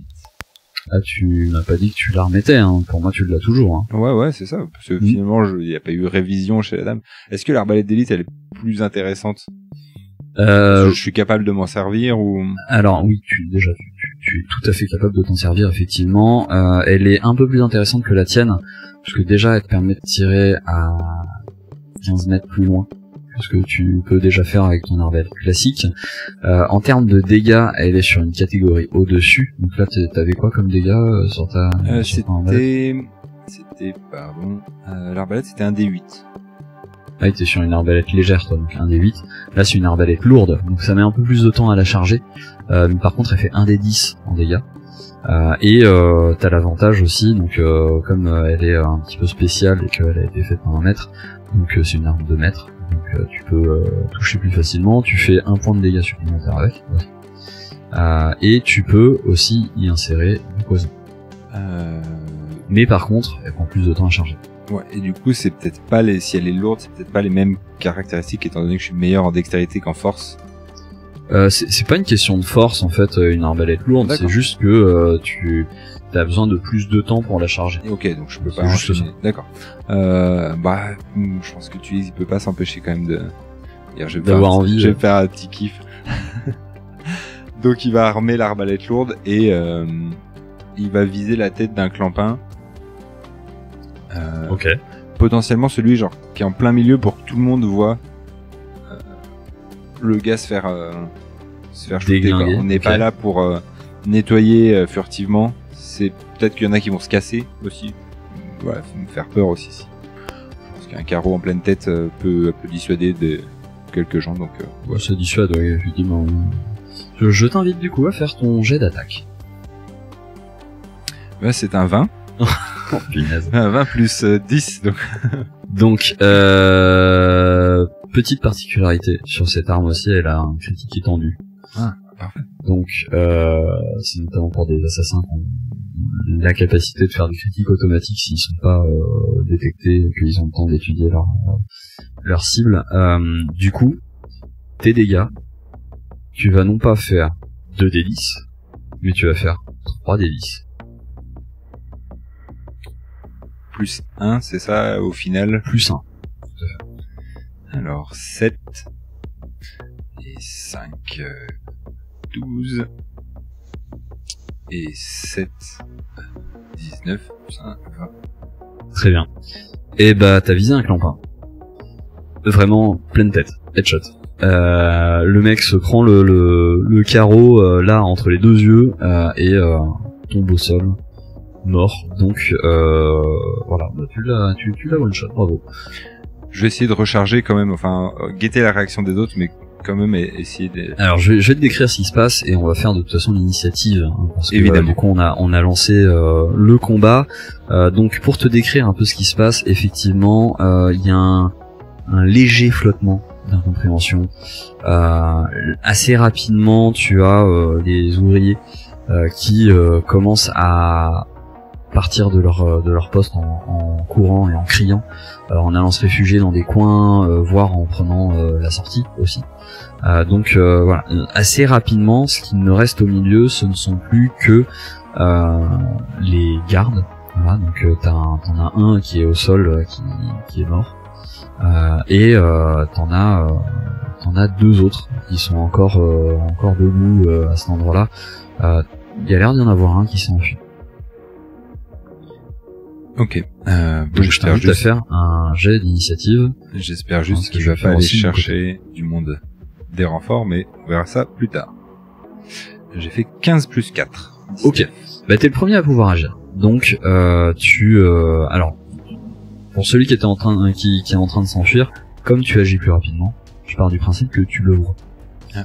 Donc tu le vois qui après que son camarade soit mort, lui commence à courir en direction d'une autre porte que tu n'avais pas forcément vue, qui était dans le fond de la pièce. Est-ce que j'ai possibilité de lui tirer dessus avant qu'il passe cette autre porte? Bien sûr, parce que tu es le premier à pouvoir agir. Eh ben, ni une ni deux. 8 plus 10. Et bah tu touches. Je vais mettre des dégâts, donc 1 des 10 plus 1. Ça fera 7. 7, ok, il se prend 7 points de dégâts. Il est pas mort, hein. Il a pris... Tu lui as tiré quelque part en particulier ou pas? Ouais, ce serait plutôt essayer de l'arrêter, donc les jambes... Les jambes, clairement, t'as visé, tu lui as tiré dans le genou. Et il est au sol en train de se traîner. Voilà, il va toujours dans la direction qu'il allait prendre initialement. Mais sa carrière d'aventurier est finie, il a pris Voilà, un carreau dans le genou. Sa carrière est finie, effectivement. Voilà. Donc c'est à eux. Et eux, pour l'instant, il va falloir qu'on voit s'ils parviennent à te repérer, et à voir où tu es. Donc tu avais fait combien en discrétion J'avais fait 18 plus 13. Ah ouais, c'était vénère. Ils t'ont pas repéré, en tout cas celui-ci non plus. Et celui-ci non plus. Tac. Donc tu as toujours l'avantage, ils te cherchent, mais ils ne t'ont pas vu. Eh ben je vais continuer à tirer le deuxième genou du monsieur. On va faire un petit papillon sur une planche. Quelle violence. Ce sera 19 plus 10. Je te raconte plus, il fait des sacrés jets. Et ce sera 5 points de dégâts, 4 plus 1. Ok. Il avait pris combien? Il avait pris 7. 7 plus 5. Ok. Bon, il est encore là, mais il a plus de deuxième genou. Il est en train d'hurler à la mort. Vraiment, ça lui fait extrêmement mal. Et je vais t'inviter à me faire un nouveau jet de discrétion. 4 plus 13, 17. Moins bien, effectivement. 4 plus 13, 17 de leur côté, ils vont Je suis essayer enflammé avec mon joujou. de te repérer. Celui-ci te repère. Et celui-ci ne te repère pas, mais il voit assez rapidement où l'autre va viser. Le dernier qui est au sol, lui, bon, il a mal au genou, donc il voit rien. On est donc sur un qui t'a repéré, donc il va essayer de te tirer dessus. Tu vois qu'il sort, en fait, il a pas une arbalète, lui ce qu'il a c'est une sorte de fronde un peu. Donc il sort sa fronde, il commence à tournoyer avec sa fronde pour essayer de t'attaquer. Rappelle-moi, tu as 20 en classe d'armure, hein, c'est ça? Tout à fait. Ok. Ça te passe, mais juste à côté, ça te frôle. Et c'est à nouveau à toi, puisque les deux autres, ils ont pu voir où l'autre attaquait, mais ça leur permettait pas d'attaquer. Vu que celui qui s'enfuit maintenant, il s'avance avec ses coudes, on va viser l'épaule. Ce sera 12 plus 10. Ça touche. Et ce sera 11 de dégâts. Eh bien, il s'effondre au sol dans une mare de sang. Voilà, tu t'as visé l'épaule, mais c'était même un poil plus rentré que l'épaule, et t'as dû avoir un poumon au passage. Il ne bouge plus au sol. J'aimerais, si je peux essayer de me déplacer, voir si dans la disposition des lieux, comme il y a un peu des caisses, des choses, est-ce que je peux un peu sortir du champ de vision du frondeur, même s'il va savoir où je suis, mais de l'obliger à se déplacer. Tu peux le faire, mais avec un jet d'acrobatie. Allons-y. Il n'y a pas de chandelier sur ce coup-là, mais Allons-y. ce sera 15 plus 6, 21. Sans problème, hein, tu parviens à te déplacer. Alors tu passes d'une étagère à une autre et tu bloques un petit peu son champ de vision. C'est à eux d'agir, et du coup ils se dirigent vers là où t'as l'air d'avoir sauté. Il y en a un qui essaye de te balancer une dague, mais franchement c'était nul à chier ce qu'il a fait. Et un autre du coup a plutôt pour ambition de faire tomber la pile sur laquelle tu te tiens. Là ça marche par contre. Il arrive à déstabiliser et à faire tomber les tonneaux sur lesquels tu étais. Alors il y a quelques tonneaux qui se percent. Potentiellement il va y avoir un risque de liquide qui se touche. Je t'invite à me faire un jet de sauvegarde de réflexe. Savoir si je chute. Voilà. Ou si tu te rattrapes bien comme il faut. Je fais 23. 23. Tu te rattrapes parfaitement. Tu fais une petite roulade en atterrissant au sol. Tu es au même niveau qu'eux désormais, et c'est à nouveau à toi. À leur niveau me semble être le bon moment pour sortir ma martache. Ok. Ce sont des nains, je rappelle, hein, donc du coup t'as les avantages Tout à fait. liés à tes ennemis jurés. Donc du coup, effectivement, je vais attaquer le premier qui est à disposition. Un petit coup de martache bien placé. Qui fera un 29 pour toucher. Bon, ça touche très largement. Et du coup, c'est un des 6. 6 plus 2 parce que ce sont des nains. Tout à fait. Donc du coup tu lui fais 8 points de dégâts. 8 points de dégâts. Donc il a pris 8 points de dégâts, très bien. Il a pris un coup assez sévère dans l'aine. Ça le ralentit, il est face à toi, il a un bâton, lui, dans la main. Il a balancé la dague qu'il avait à la main, plus qu'un bâton. Et il va tenter de te taper, tout simplement. Et il va faire 16 plus 4, 20. Donc il va te toucher. Et donc fait 6 points de dégâts. Le second, lui, s'approche de toi et il sort une guisarme. Donc te taper dessus. Vous irez voir ce que c'est parce que je ne sais plus comment la C'était dans décrire. la fiche, mais La guisarme, c'était dans la fiche, mais j'ai oublié exactement ce que c'était. Donc, on va partir du principe que c'est une longue épée, ce qu'il a. Et donc, il t'attaque avec sa longue épée. Et il fait 19. Donc 19, c'est pas assez. Tu parviens à l'esquiver de justesse. Ça ripe un petit peu contre ton armure de cuir. Et c'est à nouveau à toi. je vais continuer l'action sur celui déjà blessé. Tout simplement, je fais 15. 15. C'est tout juste ce qu'il faut. Tu parviens à le coucher. Je pense que c'est le petit coup sur ma côte, mon armure de cuir qui m'a rendu un peu moins vif. Je fais que 1 sur mon D6, donc ça fait 3 de dégâts. Ok. Ok, très bien. Il est toujours vivant. Toujours debout. La blague jusqu'au bout, hein. Mais on l'a tous. Voilà. Et il va essayer quand même de répliquer une fois. Bouge pas et il essaye de se barrer. T'as une attaque d'opportunité. Ah là là, le pleutre. Ça fait 23 pour le... ça touche. Pour le pleutre, en même temps, vu ce que j'ai fait, je peux comprendre. Hein, ça fait 6 plus 2. Tu lui as planté entre les deux omoplates. Il s'effondre au sol et il ne bougera plus. Donc le second. Est-ce que je peux invectiver le second, lui dire t'es sûr que... Tu peux faire un jet d'intimidation. Enfin, je vais pas lui dire parce que je ne sais pas, mais faire un truc, un petit signe de tête. T'es sûr que tu veux... Fais un jet d'intimidation. Ce sera 11. Ça l'arrête pas, hein, il va quand même. Il te rate à nouveau. Donc c'est de nouveau à toi. Bah, il aurait peut-être dû réfléchir. Parce que moi, je fais 18. 18, ça touche. Et 4 de dégâts.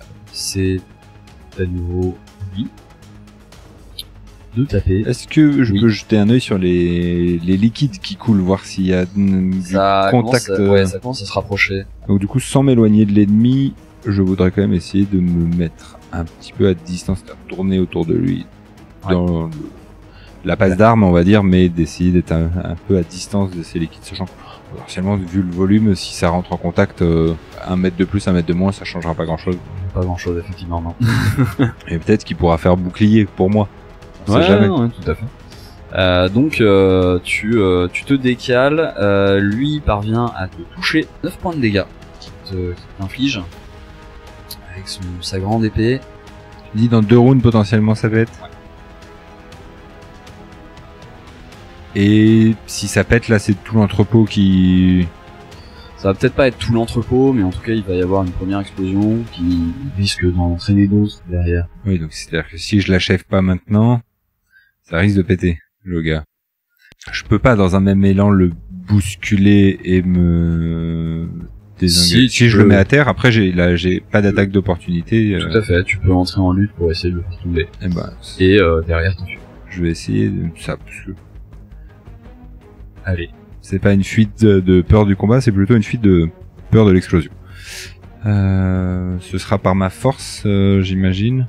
Oui. Alors, non, c'est ton... Mon corps à corps.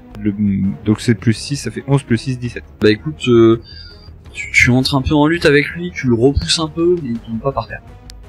Est-ce que ça me suffit, comme ça, le repousser me permet de m'éloigner? Oui, si tu cours et que tu l'attaques pas, tu peux t'éloigner. Dans ce cas-là, effectivement, je vais m'éloigner, essayer de me mettre diamétralement opposé, peut-être proche de la porte vers laquelle fuyait celui qui est désormais un magnifique papillon épinglé, pour me dire que j'ai une sortie potentielle. Très bien, et bien tu parviens à t'éloigner, tandis que l'autre, voyant ça, commence à s'approcher vers toi, et c'est le moment où derrière ça commence à crépiter et à faire un gros boom. Donc je vais voir s'il parvient à esquiver ça. Et tu ligues, c'est pas qu'un physique. Et toi, je vais te demander aussi quand même un jet de réflexe, parce que même si t'es pas tout à fait dans la zone. 17. 17. T'es un petit peu plus éloigné, donc le degré de difficulté est un petit peu plus simple, on va dire. et lui te faisait un peu écran. Donc tu vois qu'il a pris une espèce de choc, il tombe devant toi et quand il tombe au sol, il est pas mort. Par contre, il a tout l'arrière de ses vêtements qui sont cramés et il va s'en sortir avec de sacrées séquelles dans le dos. C'est pas juste du feu, du coup, visiblement, il y a un truc... Non, il y a un côté corrosif aussi, effectivement. Ouais. Donc la situation a l'air de m'indiquer que ça va continuer à péter, donc j'imagine de manière un peu exponentielle et... Ça risque de pas aller de mieux en mieux. Je voudrais attraper un manager et essayer de le traîner dehors avec moi en prenant le risque donc de passer cette porte que je ne connais pas, je sais pas ce qu'il y a de l'autre côté, mais ça me semble être quand même face au danger immédiat la meilleure stratégie. Tu chopes celui qui est étalé devant toi, qui a le dos cramé, tu ouvres la porte et en fait t'arrives dans un espèce de bureau dans lequel tu vois qu'il y a un autre gars qui a l'air d'être le chef en fait. Ah, ouais, très bien, je peux laisser griller le clampin. je le lâche nonchalamment. Te vois arriver avec un corps à la main. Il a fait 12 en initiative. Je voudrais tenter une intimidation. Du coup, je lui montre le gars, je lui montre derrière. Ouais. Et je pense que je vais refermer la porte et sortir la martage. Ça va être mes gestes non-verbaux d'intimidation. Je t'invite à faire un test d'intimidation. 23. 19 plus 4. 23. Je vais lui faire un jet de sagesse pour voir s'il parvient. 5 plus, jamais assez de sagesse. Il a l'air d'être effectivement tu vois, il avait porté la main à son arme et il hésite et il commence à dire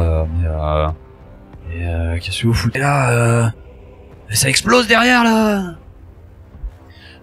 Pour répondre à sa question de l'explosion, je fais juste un petit sourire en coin. Et du coup, je lui montre, comme j'ai l'arbalète sur moi, le symbole là, et sur mon ardoise marqué enquête assassinat royal. Vous êtes qui? Tu vois que autour de lui, il y a un des mécanismes qu'ils avaient l'air d'être en train de bricoler, mais qui a pas l'air d'être amorcé. Il y a pas de liquide dedans. Donc, tu vois, c'est juste un prototype. Et tu vois que sur le côté, ils ont l'air d'avoir gravé ce symbole-là, mais c'est pas très propre comme gravure. Ça a l'air d'être même plutôt amateur. Donc tu vois ça et de son côté, il fait mais ça va péter là, faut sortir. Non mais écoutez, c'est un boulot comme un autre quoi. Le fait qu'ils me disent que c'est un boulot comme un autre, ça a quand même un peu tendance à m'énerver. Hein.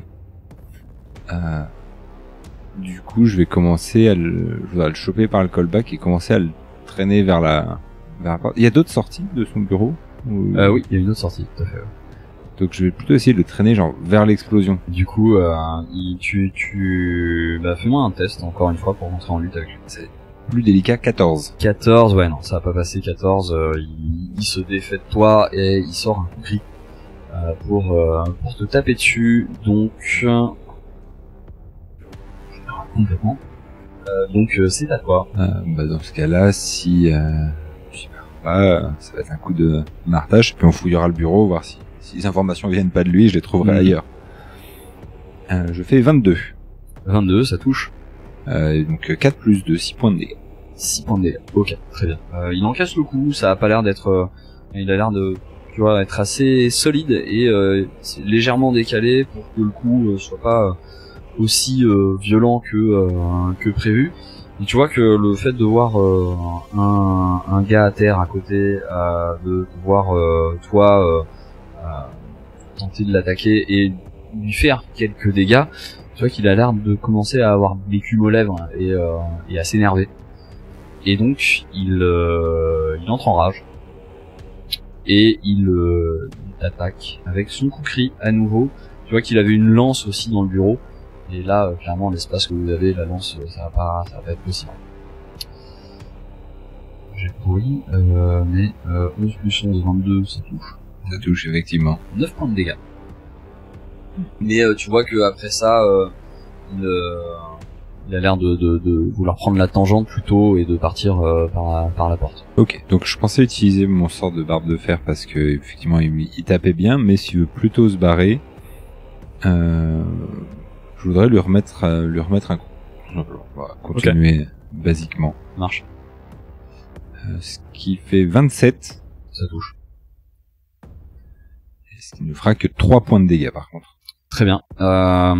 Tu vois qu'il est gêné par le fait que tu l'attaques, donc il se retourne et il te refile un coup. Donc tu parviens, ça crisse contre toute façon. Et là cette fois il prend vraiment la tangente et il se barre. T'as l'occasion de faire une attaque d'opportunité. Ben, je ne rate jamais ces belles occasions. Ça fait 22 et ça fait 8 points de dégâts sur la dernière. 8 points de dégâts. Ok. Et il passe la porte et il s'enfuit. Tu es désormais tout seul dans ce bureau avec donc les documents qu'il peut y avoir dans ce bureau, les explosions qui sont quand même en train de s'intensifier derrière, et le mec inconscient qui est par terre avec le dos complètement cramé. Alors le mec inconscient, alors ce que j'aimerais faire, mais je sais pas si le timing avant les explosions le permet, ce serait de fouiller rapidement, voir s'il y a des documents, des infos, mais s'il y en a pas, sortir le mec inconscient de là, en me disant si j'ai pas de piste dans les papiers, j'ai lui comme informateur potentiel. Donc une recherche quand même assez brève dans les documents. Tu vas me faire un test de perception du coup. Ce sera 29 en perception. 29, 17 parfait. plus 12. Très bien. Tu trouves effectivement quelque chose. Alors, ce que tu trouves des échanges de courriers. Donc au niveau de ce bureau, et t'en ramasses une poignée. Tu fais pas trop attention à ce qui est écrit, mais tu te dis qu'il y a quelque chose d'intéressant là-dedans, donc tu ramasses ça. Bah dans ce cas-là, effectivement, je vais du coup laisser le gars. Ok. Et me barrer hors de portée de ce qui va potentiellement Très bien, péter. donc, Les prisonniers travailleurs, ils sont à peu près tous partis. Ils sont déjà barrés par d'autres portes dans la boutique de barbier. Ils ont l'air de s'être éloignés. Et quand tu sors, en fait, tu constates qu'il y a un certain nombre de personnes qui sont en train d'observer le bâtiment en train de flamber et d'exploser. Ok, bah, moi je vais me mettre à distance, partir un peu sans trop attirer l'attention quand même, pour trouver un endroit pas forcément très loin, mais juste un endroit où je vais pouvoir regarder les lettres. Fais-moi un test de discrétion. C'est un 20 naturel, plus 13. Tu pars comme une ombre, tu recules à nouveau au milieu de la foule qui est en train de s'alarmer face à ça. Et tu parviens donc à t'échapper et à t'isoler dans une ruelle. Tu trouves dans ce que tu as ramassé plusieurs échanges par courrier, toujours signés d'un U. Comme un peu ce que tu avais eu sur les échanges précédents, qui semblent donner des instructions pour des attentats prévus dans les jours qui viennent. Des attentats au Moncourt, du coup, je suppose. Oui, dans les Moncourt, effectivement. Donc des attentats dans les jours qui viennent, sans jamais prendre le risque de dévoiler exactement qui est ce U. T'arrives pas vraiment à voir qui est. En tant que tu lis, je connais le nom de famille d'Eldebaf, où il a été prononcé dans les oui, il cérémonies. A été prononcé. Eldebaf en a déjà parlé quand vous étiez ensemble, etc. Et il a déjà cité le fait que Tromgal aussi c'était son nom de famille du Nord. Tu comprends que ce U, même si t'arrives pas à savoir qui il est, et comment il est très au fait des décisions du Conseil, qu'il a été surpris de l'avancée du couronnement. Et par ailleurs, ici, t'as à un moment donné que le roi consort s'étant absenté, il s'agirait d'une opportunité de semer le chaos sans qu'il ne s'en mêle. Dans les membres du conseil, pas de U qui me viendrait... À part Tromgal, quoi. Ouais. Mais quand même... C'est un peu léger comme preuve, effectivement. Ouais, voilà. Parce que, je pense pas qu'on accuse un membre du conseil...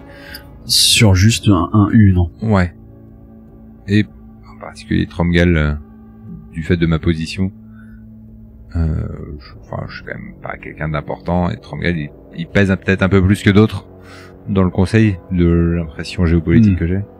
Tu comprends aussi dans les échanges que potentiellement en fait la cellule que t'as là fait pas du tout partie des lames de Rhénis, que c'était juste pour faire porter le chapeau des explosions et des attentats à quelque chose de plus grand et de plus mystérieux, tu vois, pour brouiller un peu les pistes et d'extérieur au Montcourt accessoirement, et d'extérieur, et en même temps de peut-être un peu plus inquiétant aussi, tu vois.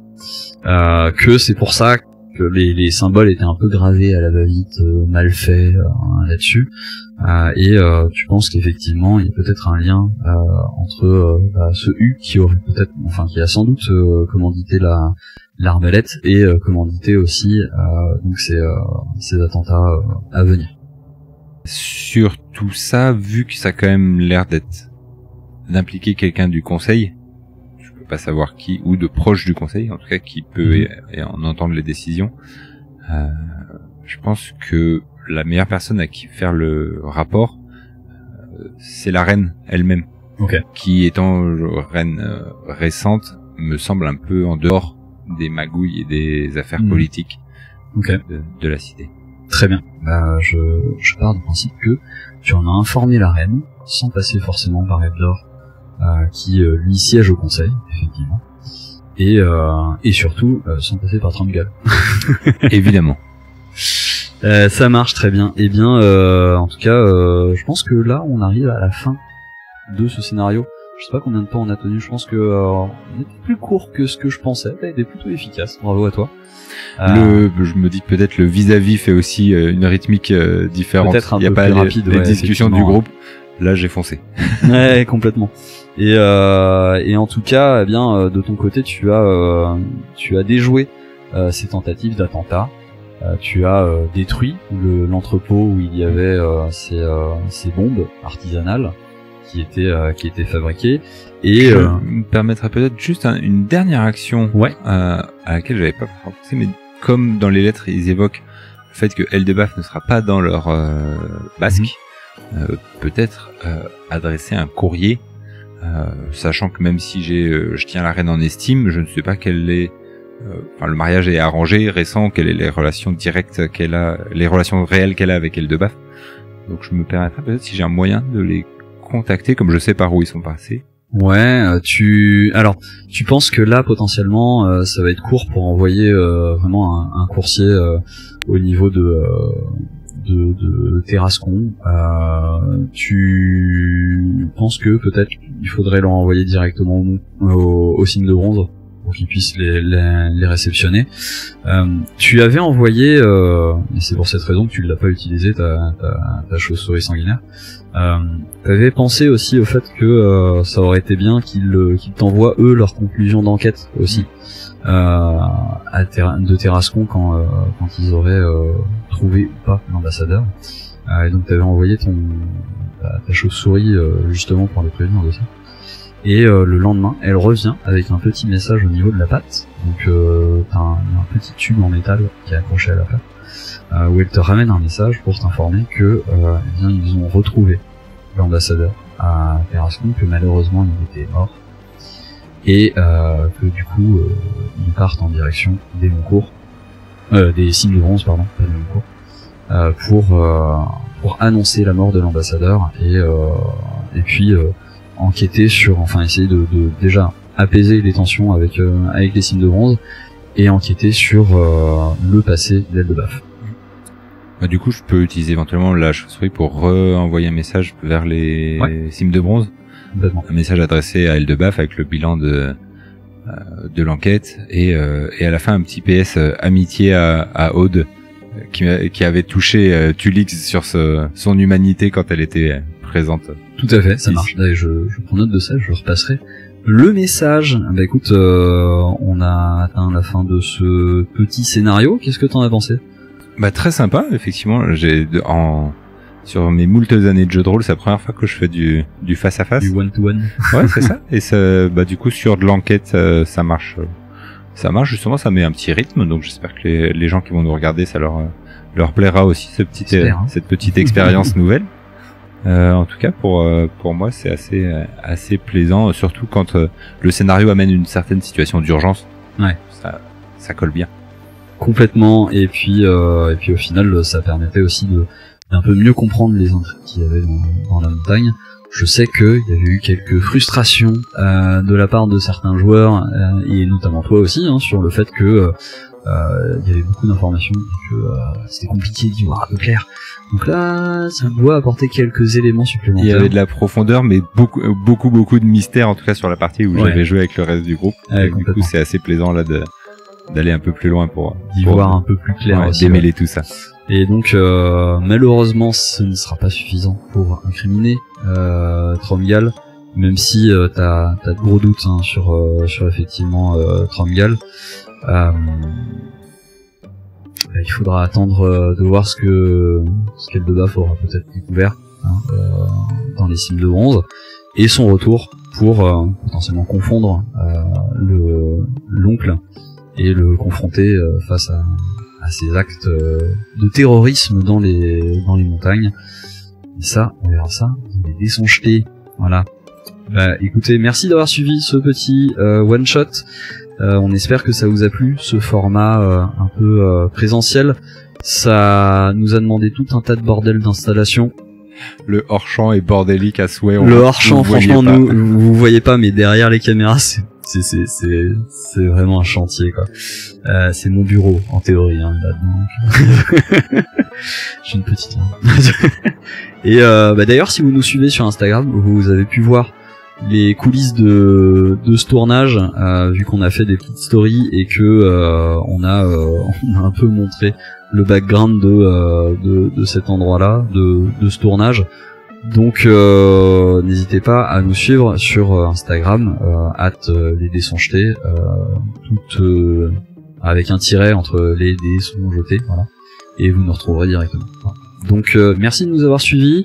Merci beaucoup. Pensez à vous abonner. Pensez à liker et commenter, ça nous aide toujours. Pensez à partager aussi si ça vous a plu. Et puis, nous soutenir aussi sur les réseaux, sur Patreon. On oublie souvent d'en parler, Patreon, mais pensez à nous soutenir sur Patreon, puisque tout ceci a nécessité quand même quelques investissements de matériel. Et tant qu'à faire, Patreon nous soutient. Donc voilà. Merci à ceux qui font cet effort-là. C'est vraiment une grande aide pour nous, et si vous n'avez pas la possibilité de nous aider financièrement, vous pouvez aussi simplement partager la chaîne et en parler autour de vous, puisque la visibilité nous aide aussi. Bref, merci de nous avoir regardés, prenez soin de vous, amusez-vous, mais n'oubliez pas, les dés sont jetés, on vous fait des gros bisous, et à très vite. Ciao ciao.